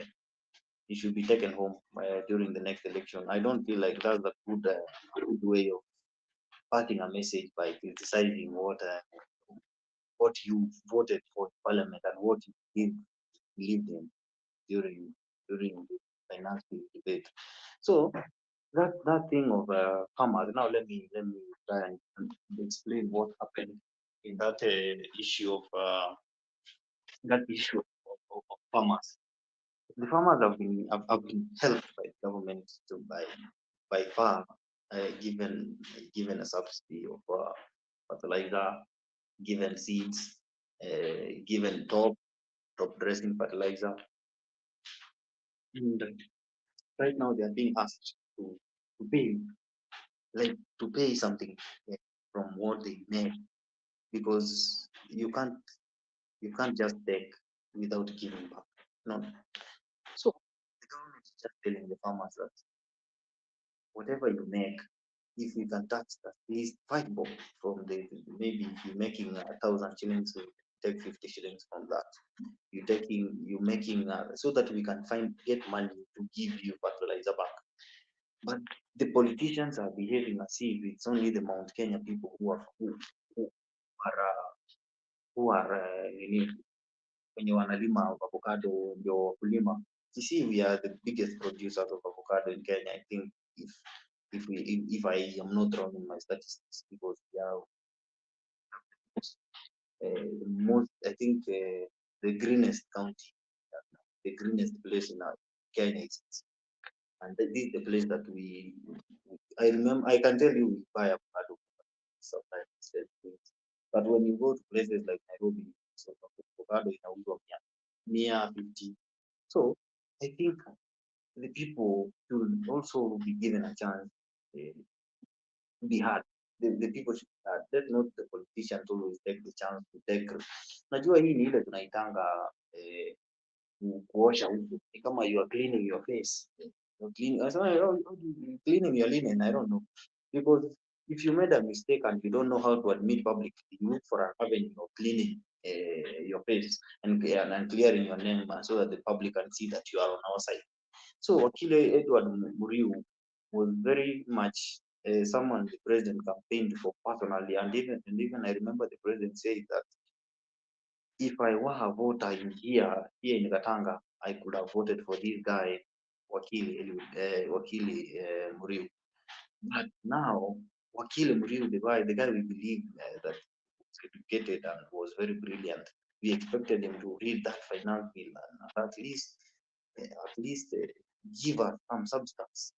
Atuambie hii iko na makosa, hii iko sawa, hii iko na makosa. He's the guy that is now being campaigning against the same finance bill that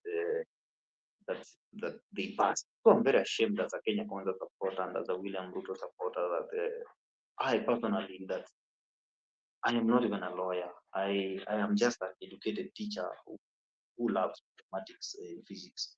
I took my time and went through the numbers in the finance bill.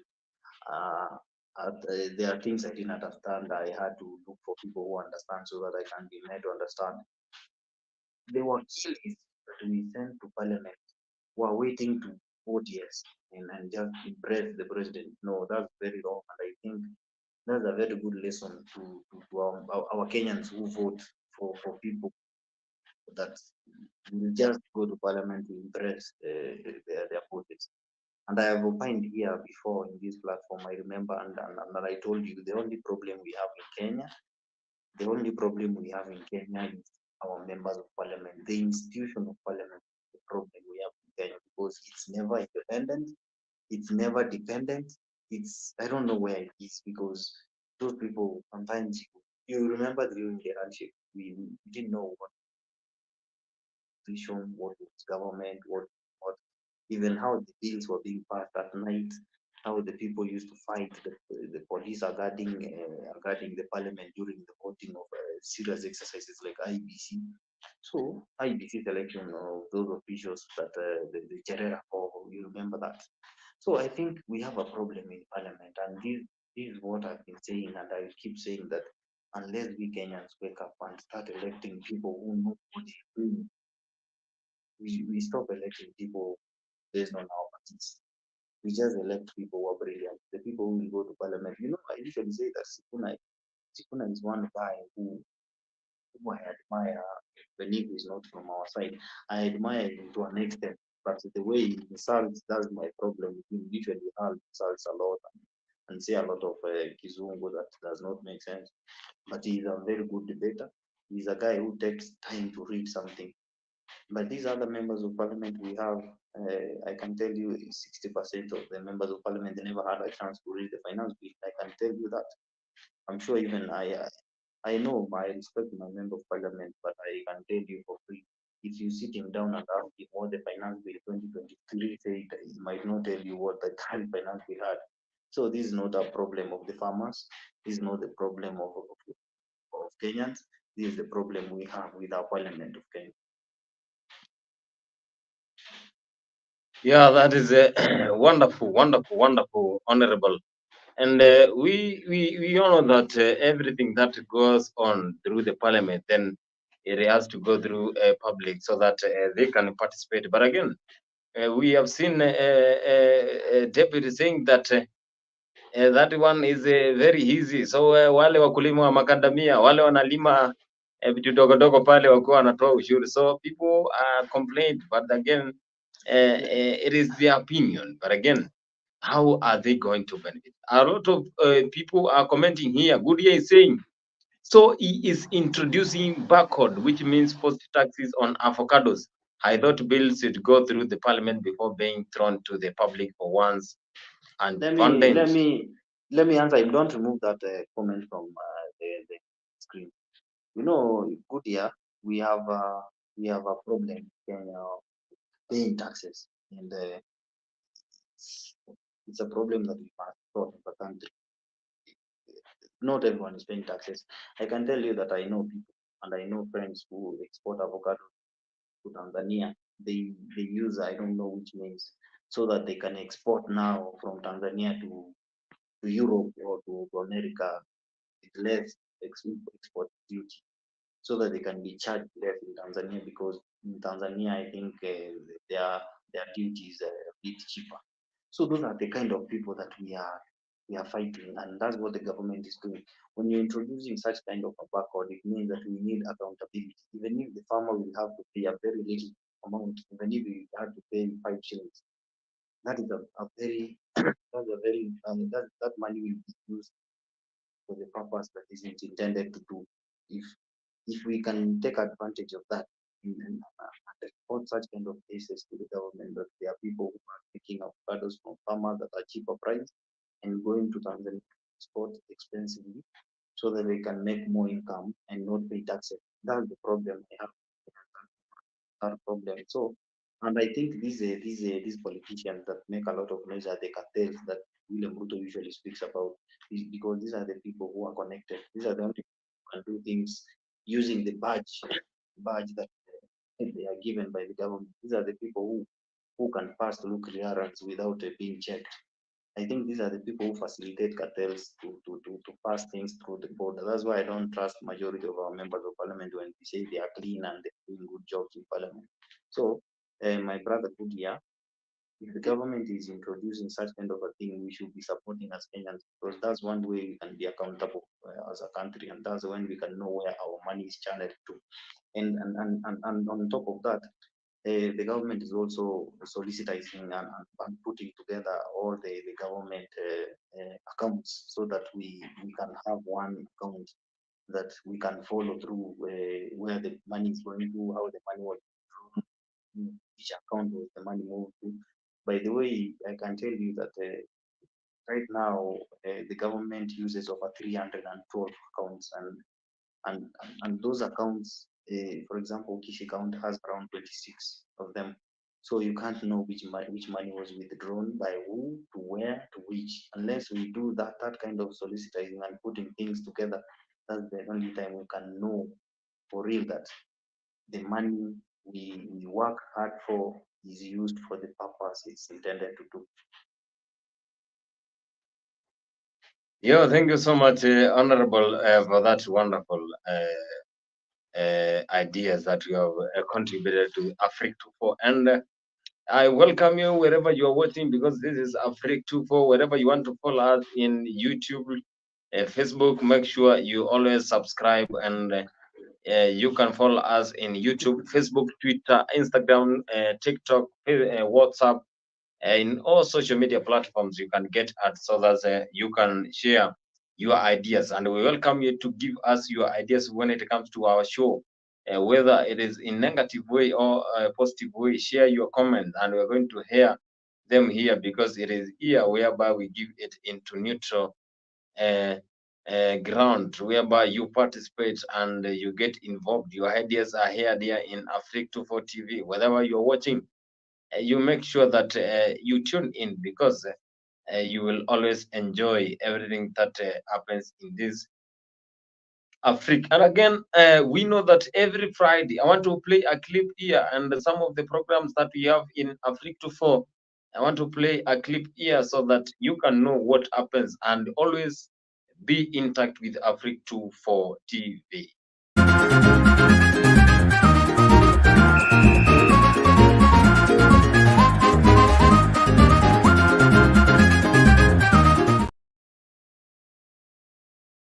Yeah, that one is Dimba Africa, and we always have Dimba Africa when it comes to football matters.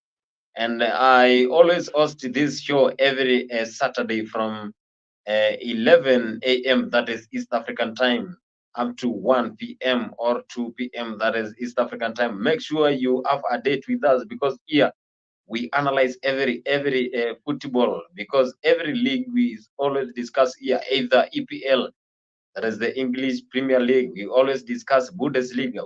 We always discuss La Liga.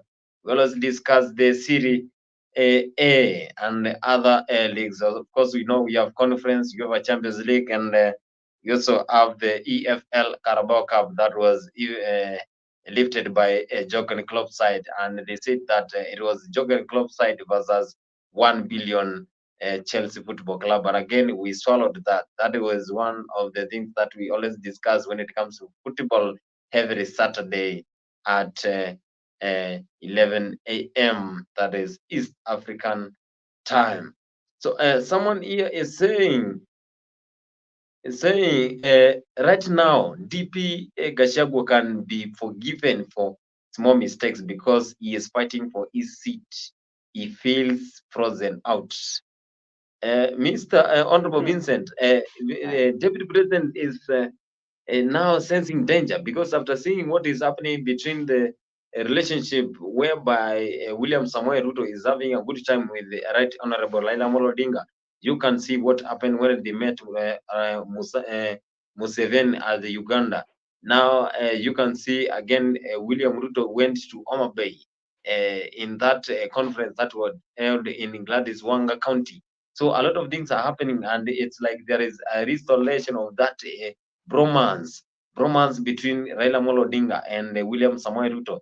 So this one gives DP Gachagua some goosebumps. DP Gachagua now is sensing danger come 2027 and 2032.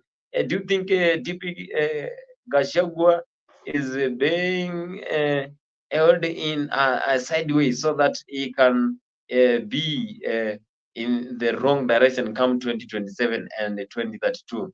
Is he feeling? Is he having a feeling that things might change? You know, we have learned from the past, and let me always say that if you cannot learn from history, then you are not learning. We've had one deputy president in Kenya, and he is now president, and we have cleared that problem that used to be there, that you cannot be president if you are deputy or if you are a vice president. So right now that is cleared, and I know everybody agrees with me that right now that story that we are being told, that the position of vice president or deputy president is cast, and you cannot clinch the position of president once you have sat in the office of the deputy president. So I think Rigathi Gachagua should stop panicking, and it's too early for him to panic. There's no bromance. There's no bromance, and if you can look through your lenses, let me call it the political lenses, because those are what I use whenever I want to analyze something. The only person who is under pressure right now is Raila, because Raila has not managed to put his base behind him completely. And if you can see from the recent clips about traversing in Luo Nyanza and the speeches he's been making, you will realize that Raila is panicked. He's not sure where he should be. He is not sure if he should be at the AU or should be Luo leader.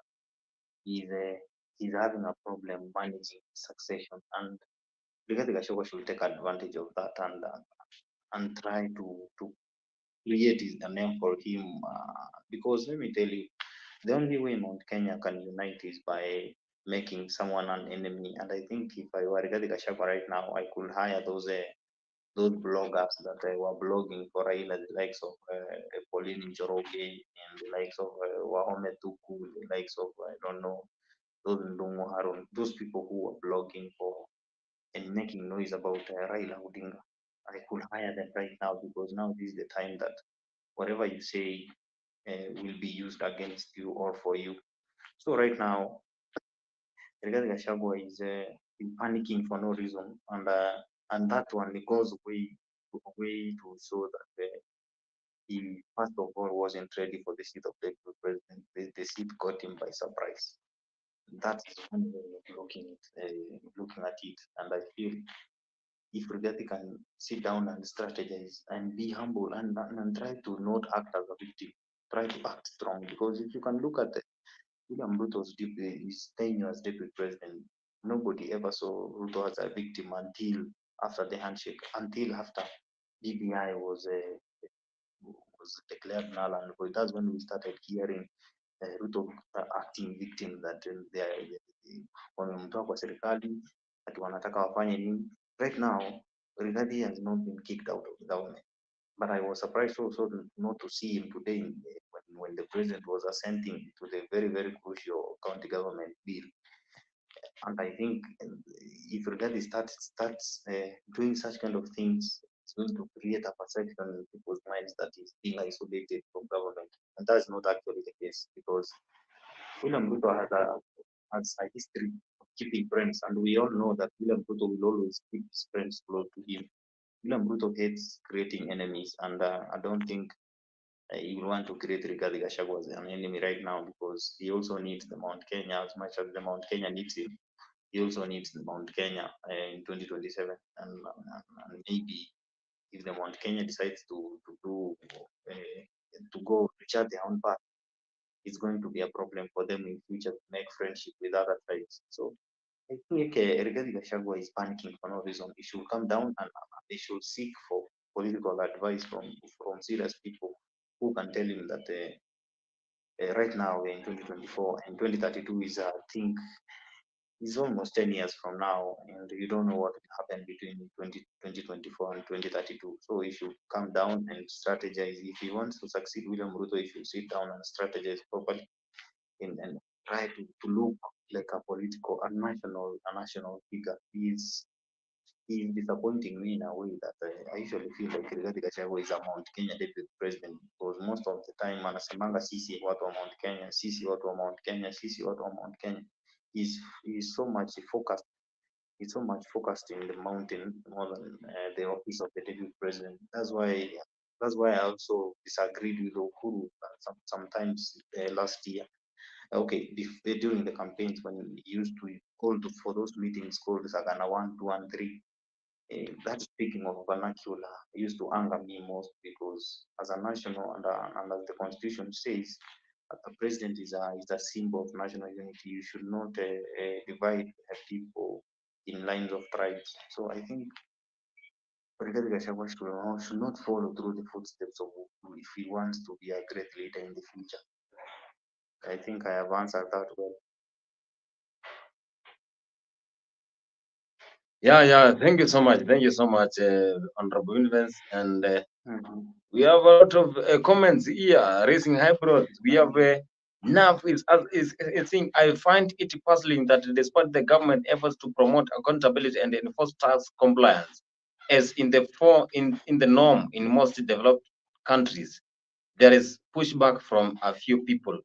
This is a comment that there is some people who are pushing so that people can pay tax. There are people who are trying to enforce that we have to pay taxes, and through this now we are going to be a country that is moving on forward. So we need to make these people pay taxes. And here you're saying the government, despite the government efforts to promote accountability and enforce tax, then there are some people who are trying to push, some people are trying to enforce a law so that they can make this rule be a must. And again, we know that paying taxes is an obligation that every citizen must pay tax. But again, do we need to push the citizen? Do we need to push people so that they can pay tax? What is your take, Mr. Vincent? If you want hospitals, if you want roads, if you want electricity, pay taxes. If you want to build your country, pay taxes. That's one thing I will start by saying, because if we can't finance our own budget and we keep living on borrowed money to build roads, we will be working for other people. you saw the problem we almost ran into a few months ago, this Eurobond stuff. That thing almost put our country in trouble, and it needed a very pragmatic leader to remove us from that kind of a mess.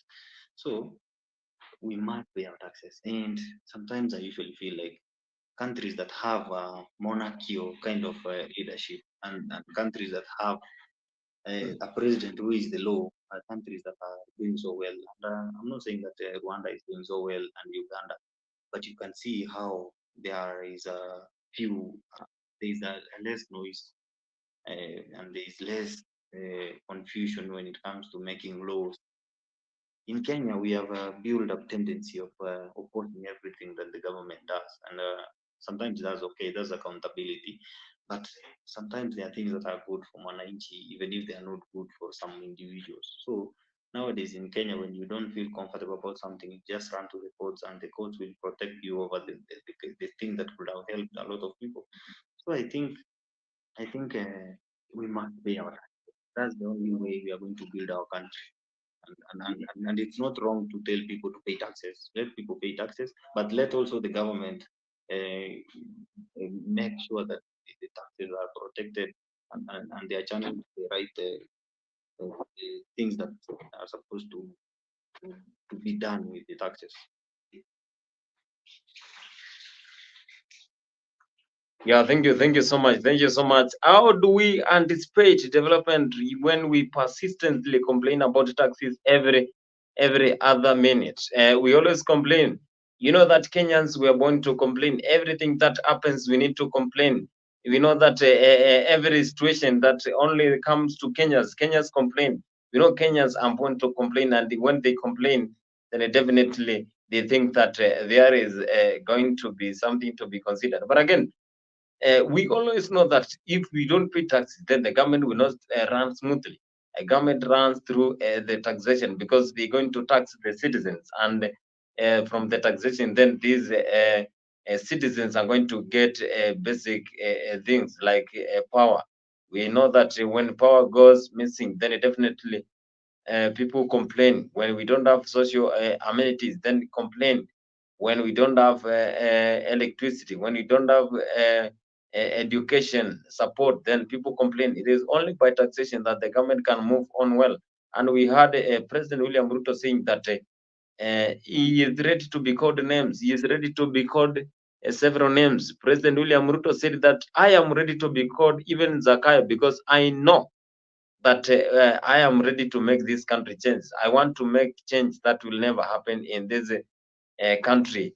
I am ready to serve this nation until I make this country be in the right way. And you see that Japan, other countries depend on themselves. So Japan is a country that depends on themselves. So William Ruto said that he is ready to be called any names, and he wants to make sure that this country moves on well. I was looking at the numbers. What he said. You know, today, Japan, their tax as a percentage of GDP is at 34.8%. In Kenya, we are at 15, less than half what it is here.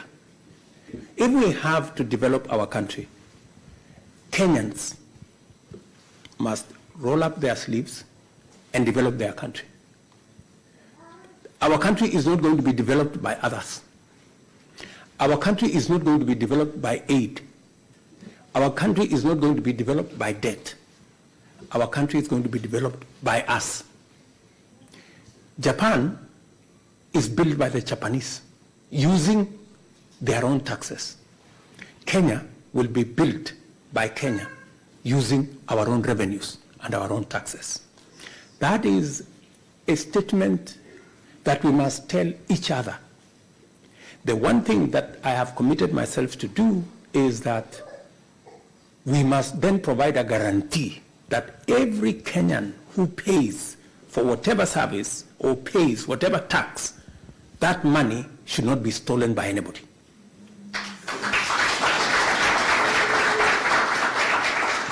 So long as we collect whatever tax we are collecting and we use it to grow our country, it is going to benefit us eventually.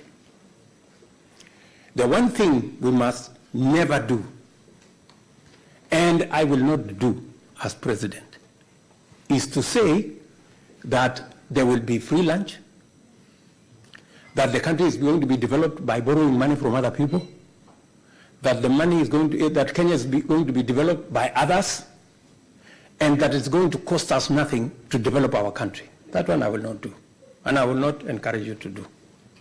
And that is why I don't mind, you know. People call me names.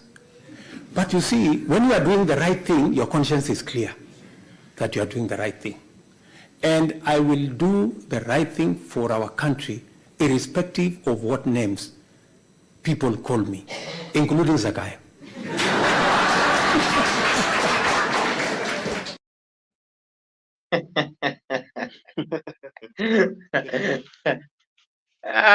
The president is saying he is going to do everything.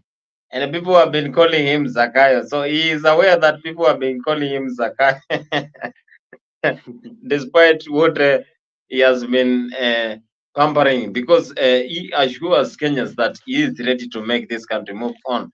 And he has emphasized that we need to tell every Kenyan that paying taxes, it is only way that the government is going to collect revenues. And we want to develop our country by collecting taxes from our own, by not depending on other countries, by being given money from other ends. We need to get this one from our own and develop our country, because the president has the best ideas to make sure that this country moves on well. And Mr. Honorable Vincent, do you agree with Mr. President words from that clip? What is there to add, my friend? You know that guy, when Ruto speaks, he tends to cover everything that we can talk about. And the only thing that I know people are waiting for him to say is will be their accountability. That's what he said. I not allow money to be stolen, and that's a very assuring word that will motivate our Kenyans to pay taxes. So right now, I think is our obligation as a country to also follow in the footsteps of other countries and build our own country using our own money.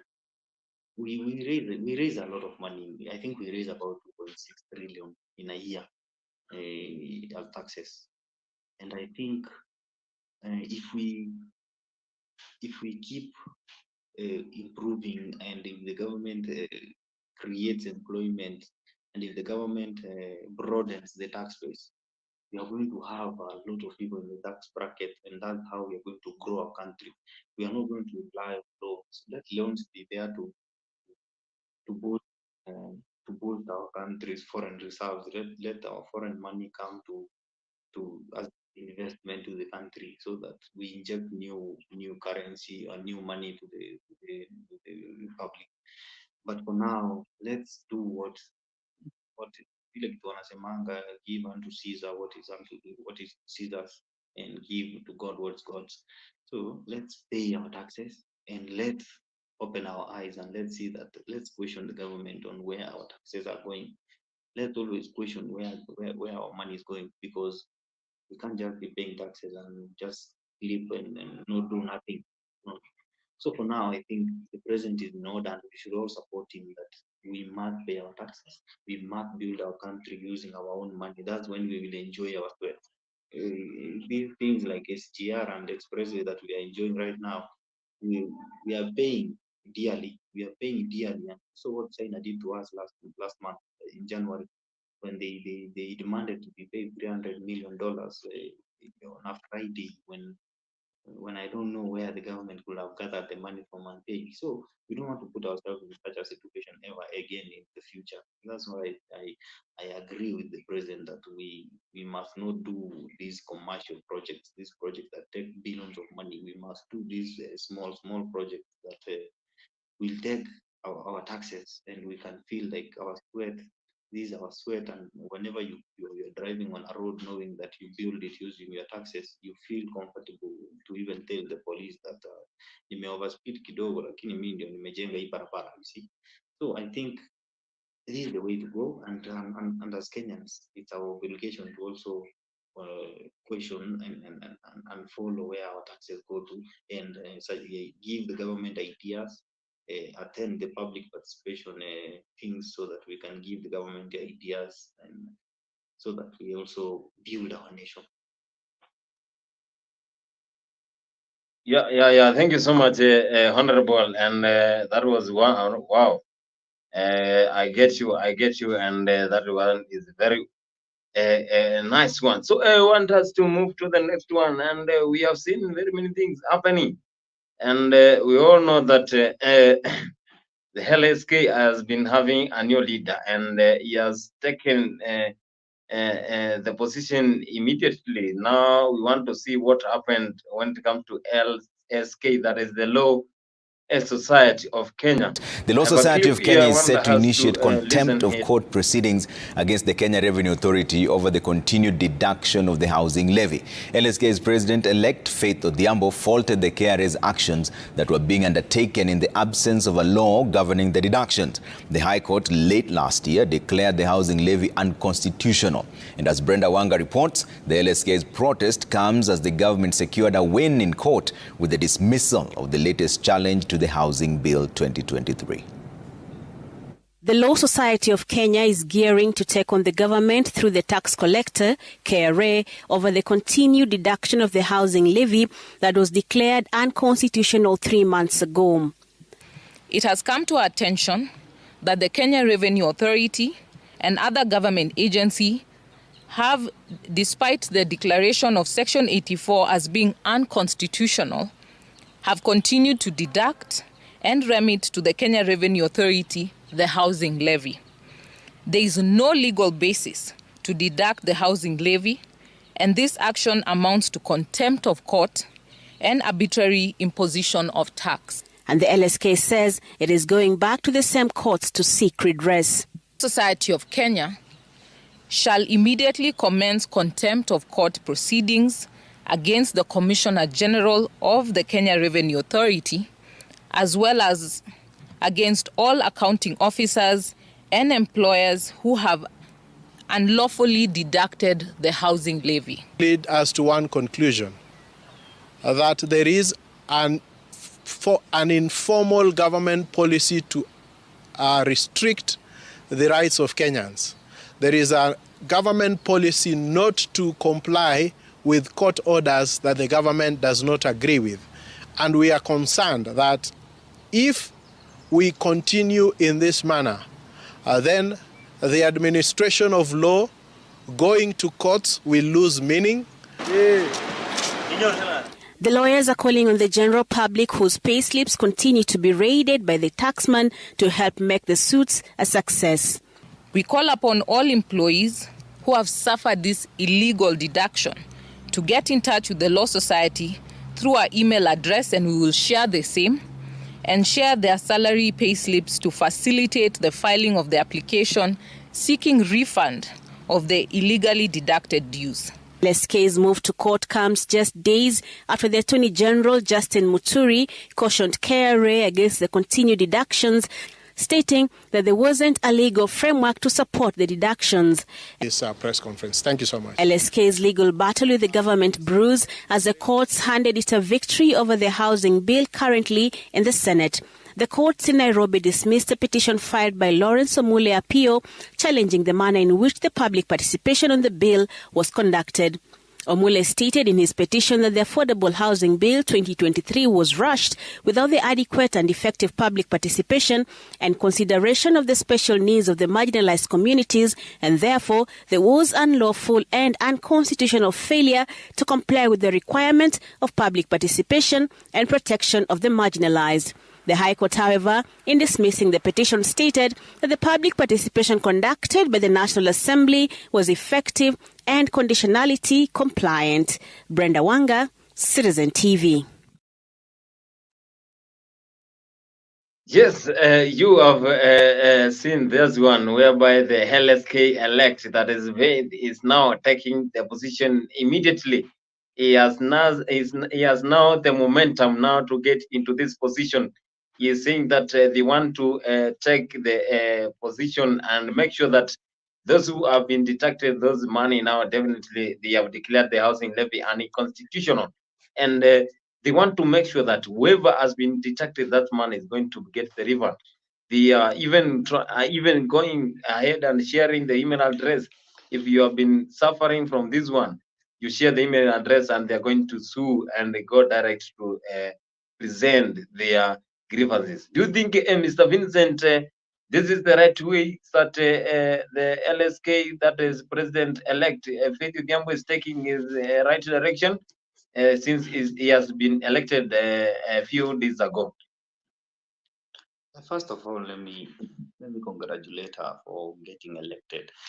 You know, I was also, if I were voting for those people in the Law Society of Kenya, if I were one of those people, I could have voted for her because I usually admire her and her brilliancy, and I hope she's going to do a better job more than that guy who was standing next to her. The Uri was a letdown. That Law Society of Kenya, and I know most of Kenyans can agree that that guy was a puppet of some political side of the divide. So right now, I hope Faith Odhiambo, my wish, so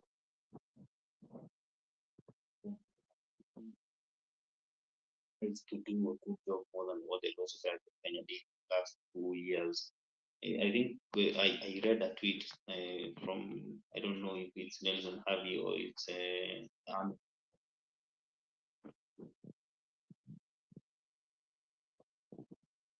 and the Judicial Service Commission. And I agree with them because if you can see how El Teuri used to do his things compared to what this lady has done today, you can see a great improvement and a great difference. And I hope this is going to be the way to go. Let the Law Society not show that they are so powerful and they are so educated. They have rights, more rights than other people to move to court to protect and to prevent other things from going on. So I think the way this lady Faith has stated that the new president has said that let Kenyans send those who have been deducted illegally, let them send their claims via email so that it will be easy for them to swear someone an affidavit so that when they are going to court, they are going to present a case that is factual. This is one way of showing that the LSK is determined to file a competent case against the government. And if the case is to be won, you have to have evidence that will be easy to tell to the court. So this is the good way to go, and I must congratulate her. That's what we've been expecting from our Law Society of Kenya, not just making remarks on TV and calling for protest so that you protest against government. And you can remember last time when the Law Society of Kenya was protesting, you heard some lawyers saying that Ruto must go. That's not the job of the Law Society of Kenya to tell us who should go where. So I think I hope in Faith's presidency we are going to see a difference, and going forward we are going to see mature leadership in the Law Society of Kenya. I am not in the legal fraternity, but I usually follow how these people work, and I hope that from the way I have read her portfolio, she's going to perform so well. And to that issue of deductions, I want to say that KRA must be condemned, because if the Attorney General, who is the senior most legal advisor to the President, has told you not to protect or not to deduct the housing levy, you must obey that, because that person speaks on behalf of the President, and that person cannot just make a remark without the advice of the President also. So the Attorney General, when the Attorney General went on public to say that the month of February, the month of March, and I think it was the month of March or February, should not be deducted as a part of the housing levy. The KRA should have obeyed that, and if they have deducted, they are going to post the President is to deliver houses to the people. For now, I think let the KRA not deduct no money until the housing bill that is going to the Senate will be passed first, so that after passing now, when they create the regulations and the bill is assented to by the President, that's when now they should start deducting afresh. I think I have explained that well. Yeah. Thank you so much. I get you. And we all know that that is the Law Society of Kenya is one way that weighs in all dimensions. We know their logo that always measures every dimension and give their verdicts in the right way. So the law always has no one. It states that no one is above the law. So even if it's even if it's the president, the deputy president, anyone else must obey the law, because without the laws, then the country will not go on well. So we need to make sure that we obey the laws, and we make sure that we involve everyone, and any law that is passed then needs to be approved and needs to be made sure that this one is good in use. And again, public participation, because public, that law is meant to be enforced to public, because any law that is enforced without public participation, then definitely that one will be a forced law. And again, public participation is one of ways that Constitution grants that we engage the public so that they can give their opinions when it comes to any law. So they are saying anyone else who got the deduction for the housing levy, then definitely they are going to be refunded. So they are going to take necessary actions towards the Kenya Revenue Authority, whereby they are going to be enforcing to get back whoever has got those deductions. And again, that one is a nice move, because we believe that the LSK is a board that needs to make sure that every citizen is given the right to participate in every law that has been processed, either in parliament. And we know that in parliament, that is where laws are made.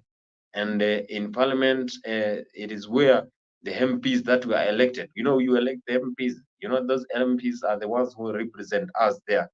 And they have to vet any law that is being made in parliament. Thank you so much, Honorable Vincent. And as we pioneer towards the end of the show, I want to play a clip here. And this one is a repetition, but again, because you are not here, I want you to give us your opinion about this one, because it is one of kumbukeni wakati mimi nilikuwa makamu wa Kibaki, uchumi wa Kenya ulikuwa marudufu, lakini sasa tulikuja watu wakadanganywa, wakaambiwa kwamba mkituchagua vijana mtapata kazi, bodaboda mtapata zingine hata za stima. Mumeona bodaboda ya stima huku? Wangapi wananisikia? Asante. Kwa hivyo tunasema siasa za udanganyifu zimefika kikomo, na tumekuja kuambieni bado kuna hope, kuna tumaini. Matumaini ni kwamba sisi wanaazimio la umoja wa Kenya tuko sawa. Ingawaje umesikia Raila anaenda kufanya kazi huko Addis Ababa, bado sisi tuko, ama sivyo? Ama sivyo? Wakisema baba anaenda, msema Angostivo bado yuko. Tena mnayo wakati anasema Angostivo yuko. Na mjue sisi kama mkoa wetu wa Mashariki, kutoka Isiolo, Marsabit, Embu, Meru, Makueni, Kitui, Machakos, ndiyo ilikuwa Eastern Province. Wakati wazee kama Jeremiah Nyaga walikuweko, ndio walitufunza kazi. Kusema kweli, kama sio siasa ya ukabila, Nyaga angekuwa hata president wa Kenya. Lakini wakati umefika, pengine mkijitahidi, watu wa Eastern Province mnaweza kutoa mmoja wenu mkasongesha mbele. Mko tayari? Mko tayari? Wangapi wako tayari? Alafu kama hiyo tunafanya kutoa ushuru ndio ujengee watu wengine manyumba, na hiyo manyumba sio ati utapata automatic, hajulikani. Ni watu wanapokonya, wanarokota pesa zetu, pesa za raia ambao hawana kazi, pesa za raia ambao wanajaribu amba hata kujimudu kimaisha. Kwa hivyo tumekuja kuambia kwamba bado tuko hata kama baba anaenda Addis Ababa, kina Wamala, kina Kalonzo, kina Mwangi wa Iria tuko na tunataka mjue kwamba vile tunawaona hapa, mnataka turudi wakati kwanza tuambie, mjue kwamba maandamano haki yetu. Mnasikia wananchi waliandamana Nairobi, mimi na Eugene karibu tuliuawa. Raila alipigwa risasi 9. Na huku yule Raila alikuwa amesema yeye ni mganga, sasa wameshikamana na Ruto. Gachagua amebaki peke yake huku. Unasikia? Gachagua alikuwa akisema Raila akienda Ikulu atatoa suruali ya ndani aweke juu kwa kichwa. Wangapi wanataka kuombea huyo jamaa ili aliwe na siasa ya Kenya? Kwa hivyo tunafurahi zaidi. Wangapi wako tayari kujiunga na Azimio ndio tumalize ukabila Kenya hii? Wangapi? Asanteni, ngoja mnajua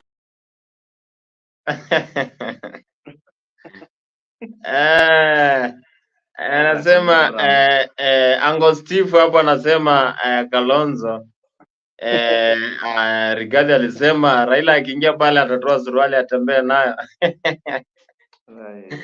So anasema anafaa aelewe siasa ya Kenya. Anasema Rigathi Gachagua anafaa aelewe siasa ya Kenya. Ni usemi wake kiongozi wa Wiper Dr. Stephen Kalonzo Musyoka. He is saying that DP Rigathi Gachagua has now to understand what it entails when it comes to Kenyan politics, and he's saying they are ready. You heard him saying that they are ready to take over, even if the AU takes Raila Odinga to become their chairman. And he has already said that the government has promised Kenyans a lot of things. They have promised Kenyans a lot of things that have not been brought to realistic. So he is blaming the government that the government is not doing the right thing when it comes to implementing what they promised to them.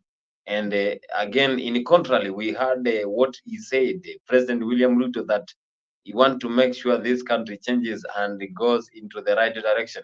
So here is the contrary. And Kalonzo Musyoka is saying the Eastern Province, those times before the devolution, it was from Meru, Isiolo, Ukambani, Machakos, Kitui. Now he's saying if now the Eastern Province that has been divided due to devolution, if it comes together now, they can produce someone who can be the leader of this country. He is talking indirectly because he wants to mention himself, but again, he has not said that he is the one. But again, do you think the Eastern Province can produce the president to be come 2027? Yeah, they can. I'm not saying they cannot, but it's not Kalonzo. They should find another one. So, because that guy to me does not sound ready. He does not sound ready to take over from Raila, because becoming one thing I know about Kalonzo is that he usually wants to play clean. That is the cleanest politician we have ever seen in this country. The most original politician that we have not had as president. Kalonzo is a conundrum to the problems we also had in the past years. And we know Kalonzo has been in politics for over 30-something years. He's even older than Ruto in politics. But you see, siasa ni kujipanga, my friend. So Kalonzo has never known how to kujipanga. The same way Raila said, we cannot be pangward. So Kalonzo bado anangoja panga. Ndio maana you can hear from his speech that anasema he's mentioning Raila, he's mentioning Gachagua, he's mentioning rumors that we all read on Twitter. He's starting to sell a narrative to Mount Kenya that Gachagua has been isolated. That's one thing he wants to do. If you can listen through his speech, you can realize that he wants to create that division. But one thing I want to tell Kalonzo, and I hope he finds this deep and listen to it. When you want to meet the heart of the people, make sure you master the art of speaking to the people. Let your speech be charming. Let your words speak to the heart of the people. Let what you say incorporate all the figures of speech that we were taught in high school. let you be funny. Don't be too serious all the time. Sometimes joke with the people, sometimes lie to these people, because the lies are easy to sell when you want to market yourself. Right now, Kalonzo is marketing himself as a successor of Raila, not as a presidential candidate. If you can listen from his speech, he's trying to manage to manage the people that Raila is going, and I am here now for you. The gap is not going to be left vacant, but you can feel the gap already from him, from his speech. Kalonzo is feeling empty. Kalonzo cannot do anything on his own. And the guys that are standing on the car with him, you can tell you, Eugene Wamalwa, I don't know if he'll ever get voted anywhere else, even as governor. I think he should go to Trans Nzoia where he belongs and try to run for governor against Natembeya in 2027. Let's see if we can manage to even get a quote of the votes that Natembeya will garner. So Kalonzo must first of all organize a team that will do the PR gimmicks for him. Let him organize a team that will sell his narrative. Let him organize a group of bloggers to try and create hashtag, create propaganda, create narratives for him to move. Because Kalonzo is acting on empty rhetorics, because that's why umesikia akisema kwa speech yake that watu mnanisikiza kweli, nani ananisikiza hapa? As a politician, you're not supposed to ask Kenyans or your audience, or as a speaker, you're not supposed to ask your audience nani anakusikiza. It means you know that you are talking and there's nobody who is listening to you. So Kalonzo should first of all learn the art of speech. He should learn the art of becoming that charming politician. You know how Raila uses those kipenda wheels, how we usually use football, how he uses some matusi kidogo, how he uses some mockery to pass his message. That's one thing you can never be taught by anyone unless you teach yourself. So Kalonzo has a long way to go, and he needs to go to a boardroom where there are clients, where there are politicians, where there are bloggers, and where there are influencers, so that they can teach him how to publicize himself, how to market his name. Kalonzo, first of all, is acting like some puppet. He's not a Kalonzo. And again, one thing I've learned from his speech is that he's trying to tell Embu that you belong to Eastern, not to Mount Kenya. I think you can also deduct that from his speech. You can realize that he's saying that now the Embu, the Meru, the Kamba, the Isiolo, and I don't know which other tribe is mentioned, that they should unite and try and one thing he's trying to do. He's doing the same thing that they usually condemn President Ruto from doing, that he's using the divide and rule mechanism to rule Kenya. No, Kalonzo could have come up with another narrative of becoming now a neutral politician who is not there for Raila and who is not against Ruto. He should come up with his agenda and try to sell himself as someone who has arrived and he's trying to change Kenya. He should be given a chance to rule Kenya, because when he was with Kibaki, he did 1, 2, 3, 4. You know, William Ruto, when he was campaigning in 2013 and 2017, he told us that when he was a minister in Kibaki's government, he did 1, 2, 3. When he was a member of parliament for Eldoret North, he did 1, 2, 3, 4. Kalonzo has been vice president. Kalonzo has been a member of parliament. Kalonzo has been a minister. Kalonzo has been assistant minister. But whenever he speaks, he never reminds people that when I was minister, I did this to the people of Kitui. When I was minister, I did this, because he did nothing. There's nothing he did. That's why he feels ashamed of saying that when I was with Kibaki, we did 1, 2, 3, because during Kibaki's tenure, the people who used to do the job are the ministers and Kibaki himself, and maybe Raila Odinga, who was the prime minister. So Kalonzo Musyoka should spare us the time and try and go back, try to find some serious candidates within themselves, whether it's Eugene, whether it's Mwangi area, whether it's Gideon Moi. All those four people are jokers, and we know from the Oka stuff that was going on from 2020 to 2021, that going circles, going to meetings, trying to find who will be the flag bearer of Oka. Let them make flag bearer now, so that they can market one person. That's the same thing Ruto did to himself. Ruto made himself the candidate in 2017, and the people the people around him started marketing William Ruto for president as from 2017. By the time we were getting to 2022, everybody knew William Ruto would be the flag bearer of UDA. Kalonzo Musyoka has a party that has so many members of parliament and government.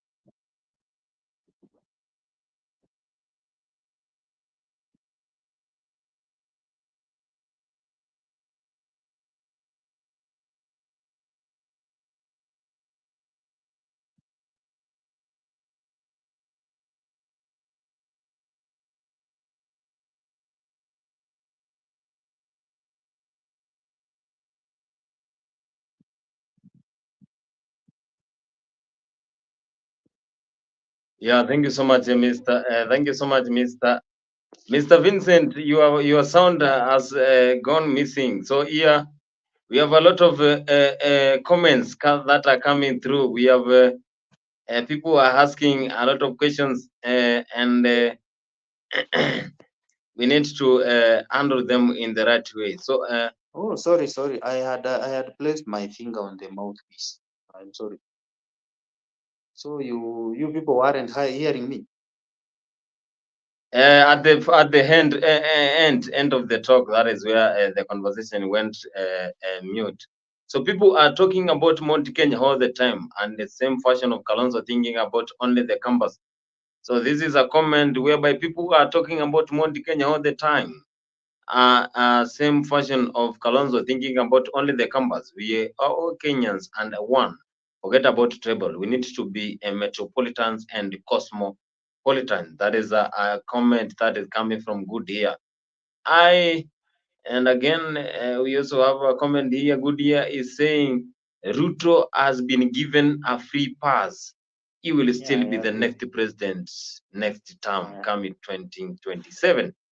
That is a very good comment from one of our followers. And again, someone here anataka ile kitu. Kalonzo ni kama panya kwa simba, Kalonzo hana ile moto. That is a comment from someone, and it is not a comment for Afrique. It is a comment from one of our followers. It is not a comment, and we want to know if this one is true. That is. Kalonzo now being linked and other leaders being linked to the president running to those political parties. That one will be a free entry. Someone is saying it will be a free entry. It will be an easy game. It will be like Manchester City playing Swansea City. It will be a very It will be Manchester City playing Manchester United. Yesterday we saw it was like Montelongolod, where it was like someone clamping someone who is coming from the top of Montelongolod and going to the bottom. That was the game that was played yesterday between Manchester City and Manchester United. So same way it applies here. That Ruto will be having a very easy time come 2027 because no one can give him that competitive power as that was given by Raila Amolo Odinga. Is this true? Yeah, I agree. I agree because so far so good. This guy has demonstrated with the political giant. This guy has defeated all odds. He has defeated all odds to be what he is right now.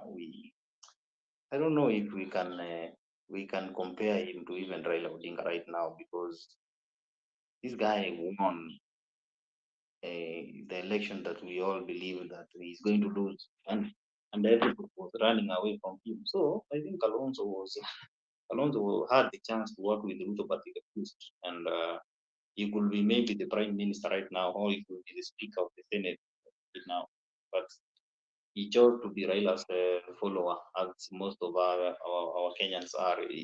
He's not ready to take over from Raila. Even the likes of Eugene Wamalwa, without the assistance of Uhuru Kenyatta and Raila Odinga, they will be nothing, and they are nothing. The likes of Gideon Moi himself cannot even make a speech in public. So I think this is not only a free pass, but We don't even need to waste resources in 2027 to in printing those presidential papers. Let's focus on also doing that in counties. Let's make leaders in counties who will do a job the way the president is doing, so that we don't find an alternative. Also, you see. But for now, I believe 2027 is gone, and we should focus on 2032, which I don't know if my conscience serves me right, and if my prediction will be right. This city is going to a very young leader from the Mount Kenya, and that guy will be deputized by another young leader from the Rift Valley, and then we'll have a prime minister from the Luo nation who is also a young leader, and we'll have a very inclusive government in 2032. But I'm not saying that the seats will go back to Mount Kenya. We also desire to have the seat in Nyanza. But I want it to be away from Nyanza until 2042, so that I can, when I will be running for president in 2042, I'll be the one who will be the voice of Nyanza, and I will come to the ballot with over 3.5 million votes from Nyanza, so that the people in your counties, especially you, Boniface, who comes from Eastern Province, you can talk with 1.2 million, so that I can also talk with another 1 million from the Rift Valley, and then talk with the 2 million from Mount Kenya. The coastal region will give me 500. That's how I'm planning to win this election. And I think Kalonzo should also start planning how to win the seat by calculating the numbers in advance. Let him not wait for magic to happen. Let him not wait for Raila supporters to just shift. That's the same way of saying that as a Chelsea fan, me who is a Chelsea fan and a Chelsea diehard, that our Chelsea is losing nowadays so much. Now I decide to switch to Manchester United because I feel Manchester United is doing better than us. That can never happen as long as I'm alive. So Kalonzo Musyoka should stop hoping that Raila Odinga supporters will just jump ship, because he has been supporting Raila since 2013. Ruto supported Raila when he needed him most, and he's supporting him now when we need him most. So we must not start imagining that these supporters are foolish people who will just be swayed by Raila. That also will apply. That will also apply to the succession politics of Luo Nyanza. Raila is not going to mention a leader who will succeed him and the people follow him blindly. No, that person will have to create himself, so that the Luos will like him and they will embrace him as their own. That's how a leader is made. That's how a king is made.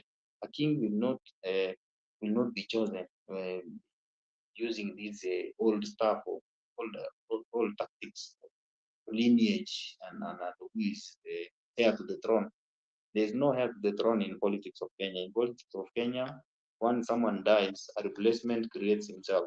So right now, even in the Rift Valley, I've seen Alfred Keter trying to create himself, but let me tell him that as long as the Kalenjins have a leader who is their kingpin and who is their political father, they will not listen to any other person who makes noise. They will lie to you that they are listening to you, but when it comes to elections, they will choose that person that who is their father.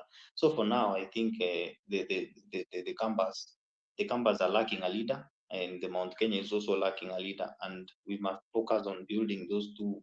If we can find the leaders in those two regions, we are going to have a very competitive election in 2032. But 2027 is gone. Honorable Vincent is saying 2027 is gone, and if it is gone, the former president said that nowadays anaangalia tu hivi anaona kama wewe ni dereva umepewa gari unaendesha vizuri, lakini anasema gari inaenda vibaya. Vincent, you saying 2027 imeenda, hii imeenda ya 2027, so 2032 ndio sasa pale wanafaa waangalie, lakini former president anasema bado sana. Yeye anaangalia vitu lakini bado sana. Hebu tuone vile former president anasema. Angalia dunia tu.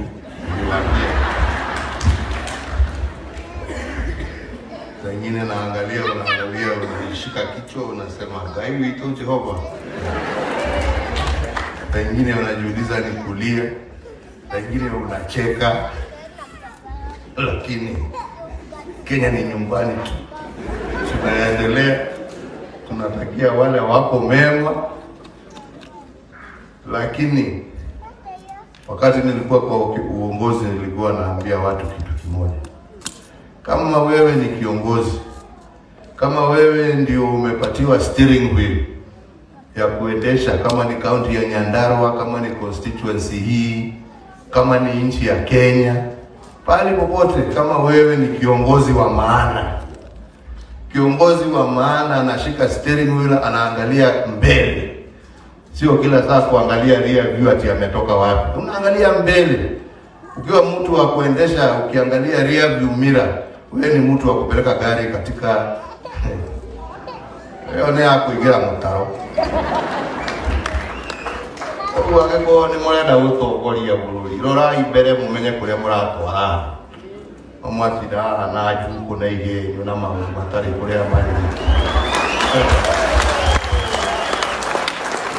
Hakuna pahali mnaenda, hakuna pahali mnapeleka nchi. Nchi inataka viongozi ambao wako na maono ya mbele, kwa sababu hiyo ndio itakuwa ya manufaa kutatua shida zile Wakenya wako nazo. Wow. I never take Uhuru seriously. I've never taken him seriously since 2017. So what he was trying to say that he's trying to justify himself as a better leader than William Ruto, and that is not what Kenyans are seeing, because it's taking a very different trajectory right now, and very soon Kenyans will start liking William Ruto. There's a post I made today, and I told people that the president asked us to tighten our belts in 2022 when he was being sworn in. He asked our Kenyans to tighten their belts so that we get out of this mess that we are in. And he had to make that unpopular decision so that we can have a better future. So there's new people took advantage of that and tried to sell a narrative that alidanganya mama mboga, alidanganya sijui mahasla. But today, if you read the magazine, the Business Daily, there's a tax policy that is being introduced in Parliament very soon that will give a relief to the low income earners in the near future, so that for those who sacrificed to make sure Kenya gets itself out of this mess that we got ourselves in during Uhuru's era, we are going to get ourselves out of that, and we are going to enjoy the fruits. So the low income earners are going to enjoy the fruits in the very, very near future. And I think in 2024, June, after the finance bill of 2024 has been passed, we are going to see a very different reaction from Kenyans, because there will be a lot of relief in terms of taxes that we are paying. So we're paying right now. There are going to be a lot of deductions, and there are going to be a lot of adjustments in terms of the taxes that we are paying right now. So Uhuru Kenyatta is trying to tell Kenyans that niliwaambia mchague nani, mkakataa, saa hii mnaumia. Mimi mnaona mimi siumii. He is speaking that proudly because he knows that he's a beneficiary of corruption and our taxes. So he is now telling Kenyans that now go eat yourselves. Like, unajua vile mtu anasemanga ni vile, I don't want to use that term. So right now, Kenyans are being told, being shown the middle finger by the guy we trusted with power for 10 years to better our lives. He is laughing at us for making a decision of kicking himself out and kicking him out and his puppet. So right now, Uhuru Kenyatta atulie bwana, atulie angoja angalie vile dunia itapelekwa. We have a very sober driver and we should give him time. And I know he's taking Kenya the right direction. We are starting to see the benefits. Right now, you can see where the dollar is at. The dollar is at 141. Even if Uhuru left it at 130 to 120 something, the dollar will go back and it will adjust itself to the shocks and according to the market, the market conditions that we are in. So Uhuru Kenyatta atulie, aenda alale huko Ijaweri, he has a lot of money in his bank accounts. Let him travel the world. Let him retire in peace. Awache bana watu wengine, a new generation of leaders to run this country. That is Honorable Vincent saying that former president atulie, apatie government time. Hata unapomsikiliza mfuasi wa Raila, hasa wale walio katika Jakaranda, wanasema hawatakuwa na tatizo la kuwasaidia Ruto juu ya Kalonzo. Hiyo ni comment yake, nataka ile kitu. Again he's saying Ruto is more likable. I find Uhuru arrogant at times and Ruto is very loyal, as we all have seen. Yeah, that is a comment from one of our followers. He's saying that our president is very loyal, and we all have seen that our president is very compatible when it comes to any citizen, and he can feature in every place. We have seen him. I told you about the charming character of a politician. You know, when you are a politician, if you are not charming, if you are disgusting, when you're talking to people, you are arrogant, you are proud, Kenyans will hate you. But if you are charming, and even if you are a bad person, the people will love you. Sonko. Let me use this example of these leaders that we are told that I never went to school. Sakaja, Sonko, Sudi. These people have managed to hold very, very senior political positions in this republic because they know how to speak to people. They know how to entertain our masses. They know how to move masses. They are not like Kalonzo, who wants to act like Jesus. And you know, Jesus was also some charming person according to the Bible, but he wasn't a liar. So let the politicians master the art of being charming and being funny and being entertaining, so that they master, they hold the people. But these people of Jacaranda that I usually listen to, I even heard them say sisi hatupendi mtu muoga. So they have seen that character from Kalonzo, so they won't embrace him. They will rather embrace Ruto over this guy because they want someone who can defend them and die for them. Yeah, someone who is radical, someone who is very strong, someone who is like a metal, someone who is like aluminium, someone who is like a lead, someone who is very hard to break. So that is all what some of people want. And that was nice because if you are good in politics, then you need to know how to capture the attention of the citizens. Common mwananchi want to know you in details, but again, common mwananchi want to know what you can offer to them, because if you are good politician, then definitely they are going to know from your even presentation, how you present to them, how you talk to them. It is very important because people think that the common mwananchi, whenever they see them running up and down whenever we have political meetings, common mwananchi knows where he will cast the votes come when it is during an election, because they know this is the right guy and this is not the right guy.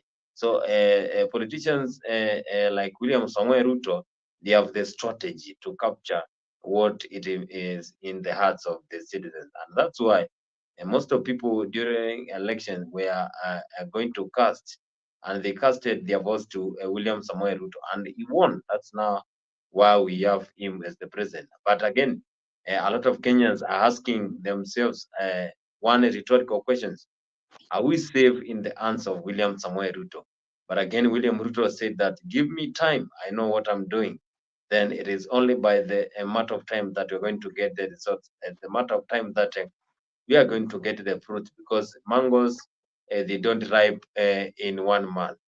Whenever they start giving flowers, they always take time. And again, we need to give President William Ruto time so that the mangoes can get ripe. And again, mangoes here, it is the country development and the economy and all what it entails the local mwananchi. Good year is saying Ruto as time is always the best judge. Yeah, Time is always the best judge that we can ever have. You can attest to that, because if you weren't taken to school and your parent be patient with you, you could not be hosting such a very big podcast right now. It's education and patience and time that has made you what you are right now. So if you can't give a leader time, how is he going to deliver his promises? Because when we're talking about the macroeconomics and the microeconomics, the macroeconomics are those that take time to be reflected at the base. Everyone cannot feel the macroeconomics, but it's always a slow but sure way of managing the economy. But microeconomics are those things that you do that will affect the common man instantly. So I think if you give a leader time, and if a leader is someone who deserves time, and William Ruto has demonstrated to be someone that given time, I can do better than what I've done. We've seen that in the past 18 months, because when he promised us that we are going to be a production country, not an importing country, he meant it, and he worked tirelessly to make sure that we are a production country. Because when he was coming to office, you can remember there was a problem of uka, and there was a problem of maize. There was also a problem of oil. In fact, mafuta haikuwa, and Kenyans forget very fast, because we are blinded by stories that politicians and the media, our local medias, used to propagate. William Ruto came to power when Kenya was in a crisis. We didn't have dollars to import fuel. We didn't have fertilizer in Kenya. Fertilizer was going for 7,000. He became so patient and said that we are going to get ourselves out of this mess, and we are going to produce our own food. Right now, we have produced over let me say, last year we produced 44 million bags, and early January we produced around 50 something million bags of maize. So it means that we are out of the problems that we were facing about 2 years ago right now. The fuel is stabilizing itself, and Kenyans are getting used to the prices, because pia unafaa ujue that we are not in the past. Every day as we grow, things change. And you can remember in 2004, unga, or the gorogoro that was going for 30 shillings was not the same when we were fighting the post-election violence. That's the time the maize rose to Bamba 70. You can remember the name Bamba 70 that trended that time so much. So fuel at that time was 60 something shillings. I remember there's a time even fuel was 40 shillings, even 30 shillings per liter. So we cannot say that we will remain in 2005 or in 2010. When Uhuru was coming to power in 2017 again for the second term, the fuel was at 69 shillings. And I remember there's a photo of him somewhere being rained on that was showing that Uhuru, that the fuel was at 69.70 shillings. Right now, when Uhuru was exiting power, without subsidy, oil could be 179 shillings. So we cannot keep blaming that this leader who is coming now is going to do this leader who came after this is going to do this. We must also move with time. If time is moving towards the AI, we must go towards technology. If the world is moving towards Christianity, or is moving away from Christianity, we must move with the world. So let Kenyans also learn to move with time. That's why we are having a different kind of politician who is telling Kenyans we must pay our taxes so that we build roads for you. We must pay our taxes so that the market that you sell your fruits will be built for you. The problem with Kenyans who are used to politicians promising them that when I get elected, I'm going to build this for you. They never told them the source of money. So right now the Kenyans have learned that kumbe sisi ndio tunajenga hizi vitu, sisi ndio tunafanya hii. This is the first time we are having a conversation in Kenya about the finance bill. This is the first time that Kenyans are having a discussion about the housing problem. This is the first time we are having a discussion about agriculture. We've never all had time to discuss about those things because we were based on tribal differences. I was focused on my Kisii, you were focused on your Kamba, the other guy was focused on the Luo.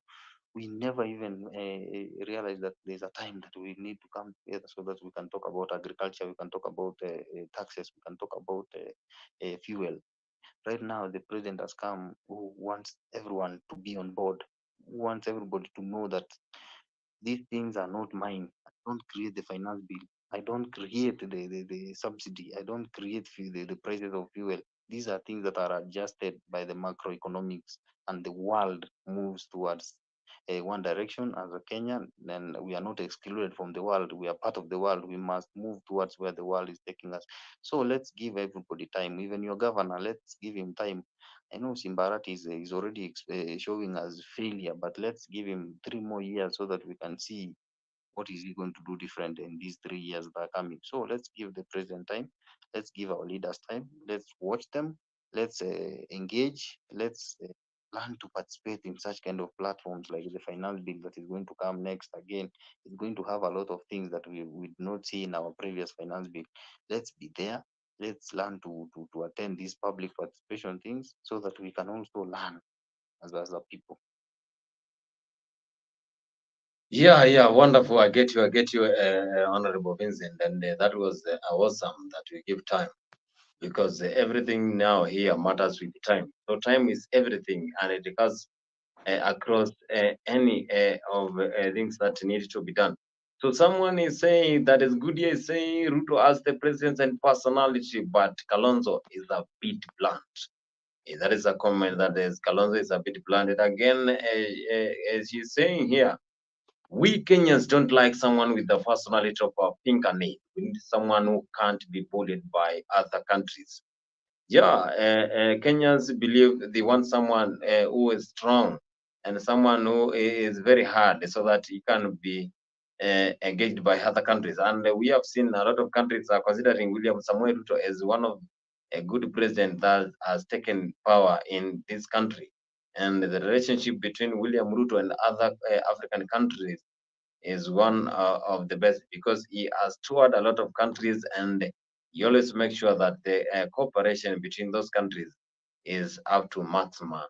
And that is what Kenyans need. But again, that is a comment from one of our followers. Don't forget that this is. I agree with him. Before you take us to maybe a break or stuff, let me comment on that. For years, we Africa has been viewed that we elect puppets, or some Western powers, or some Eastern or Northern powers. William Ruto is this kind of a leader who even the whites are getting a problem to understand him. They don't even understand how he operates, because one day he's in Israel, one day he's gone to Korea, the other day he's in China, he's in UK, he's in Germany, he's in France. The next time you see him in America. So it's becoming a problem for those people who want to parade him as a puppet of some country, because he's seen everywhere. He's seen with everyone.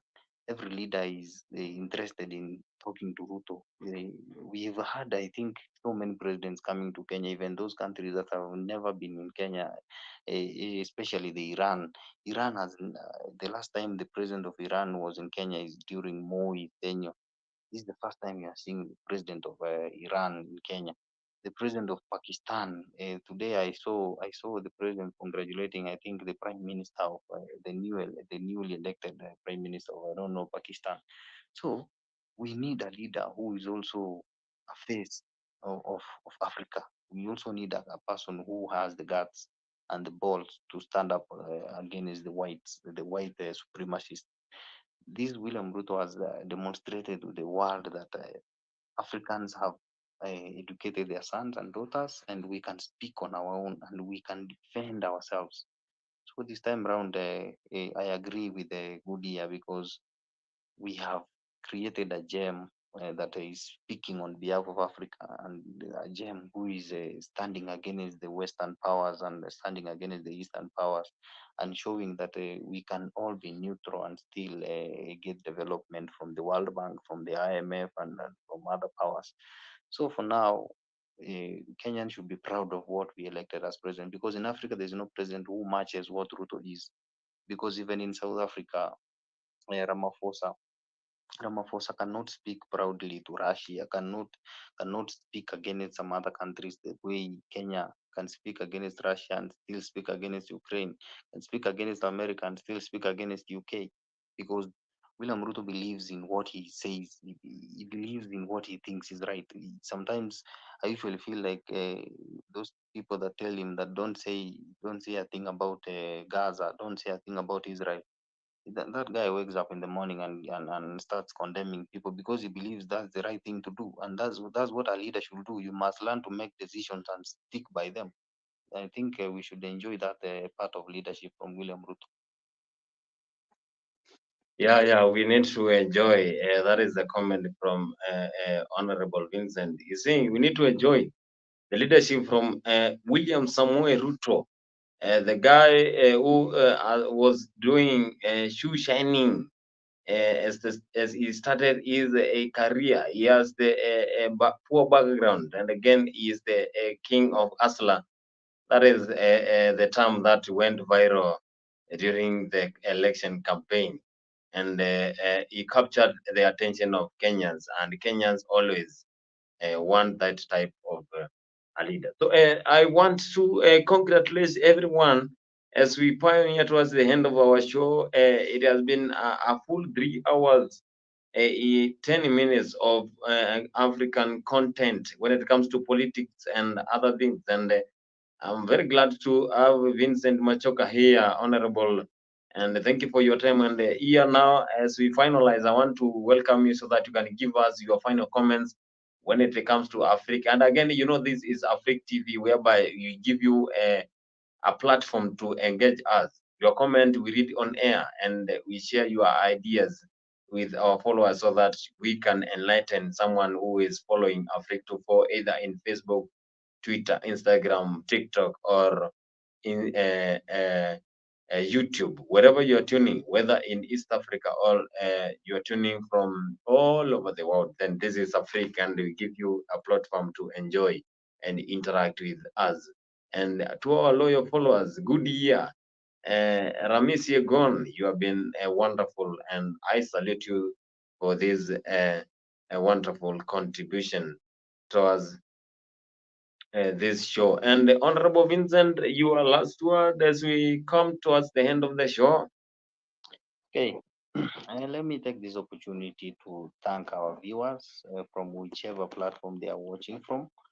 And I also thank our brothers who today I have not seen here from the diaspora who are giving us massive support from outside the country. Let's watch Africa 24. Let's share our opinions. Welcome everybody on board so that we can engage. We can give you a chance to also air your views. And I want to thank you, Boniface, for hosting me tonight. I want to apologize to our viewers that love listening to me and those who love my ideas and my opinions. That last week I was a bit held up. I had a funeral and I had to prepare for that. And this week I am going to be fully available, even though today I was late by about an hour. Tomorrow I will be here in time, so that I don't know where Leo went, so that we can also engage in matters that affect our politics in this country.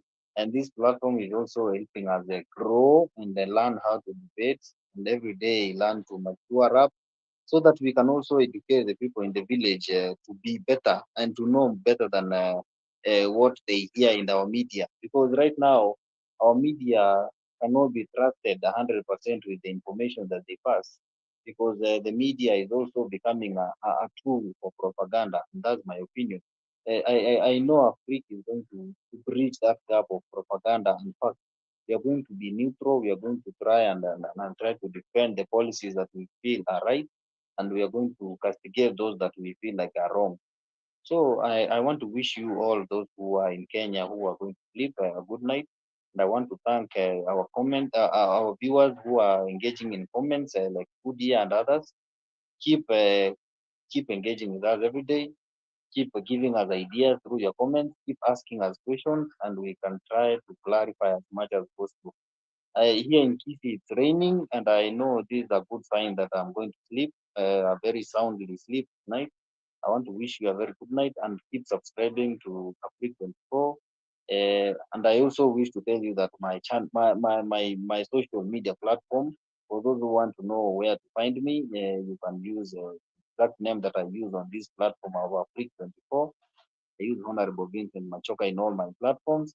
And I one day, maybe when we start sharing, I can share my number also, so that we can keep sharing ideas, so that when we come live, that matters, we can we can engage in private, so that when we come here, we get facts right, we get our ideas right, and we keep informing our people who have lack to access, who lack access to information. I want to thank you, and a very, very, very special night to you, Boniface, and our viewers. Thank you. Yeah, thank you so much, Honorable Vincent, and whoever was watching this show. A good year. Thank you so much. I salute you for always accompanying me since the start. And now it's almost 3 hours and a half minutes. And 3 hours, we have been giving content to all our followers, and we have been sharing a lot of content. And I'm very sure you have learned something, and we have enlightened you when it comes to politics that have happened in our country, Kenya, and the entire East Africa, because we focus with And by the East way, Africa. Bonnie, I have a friend. I'm going to bring some friend on board, so that he can also be part of these conversations. I'm trying to also bring him to the limelight. I'm trying to also mentor him. But he's a good guy. He's studying journalism. But I want him to also engage because he loves politics. I want to bring him on board, so that we can also engage with him. He's also a good guy. He has very good ideas. I think from tomorrow I'll ask him to join me when we are debating, so that he also gets a chance to air his views. Yeah, thank you so much, Honorable Vincent Machoka, for this wonderful opportunity you have given us your time, and we always appreciate. This is Afrique, and of course, I was your host today, Boniface Kimanzi, wherever you're watching, to our brothers in USA, UK, Middle East countries, whereby you have been following Afrique 24. Remember to always watch our videos, subscribe, like, comment, and share wherever in any platform, so that anyone who finds our content valuable to his life and adding a lot of knowledge to his life, then definitely they are going to come and the channel to Afrique 24. Thank you so much, and we meet here same time. We meet here tomorrow. That is same time, same place, and same time. We will always be here, so that we can make sure that this Afrique 24 runs, and we are here anytime, because at every 10 p.m. East African time, always our show is scheduled. Make sure you have the date. Make a date with us every day from Monday to Sunday. And we have always shared in between the show that we have a lot of shows that happen in between, and you always got the content, because our shows are the best, and Afrique 24 gives you the best platform to enjoy and to make you get enlightened. And we wish you all the best, and let's meet here tomorrow, same place, same time. I was your host, Boniface Kimanzi. Good night and see you.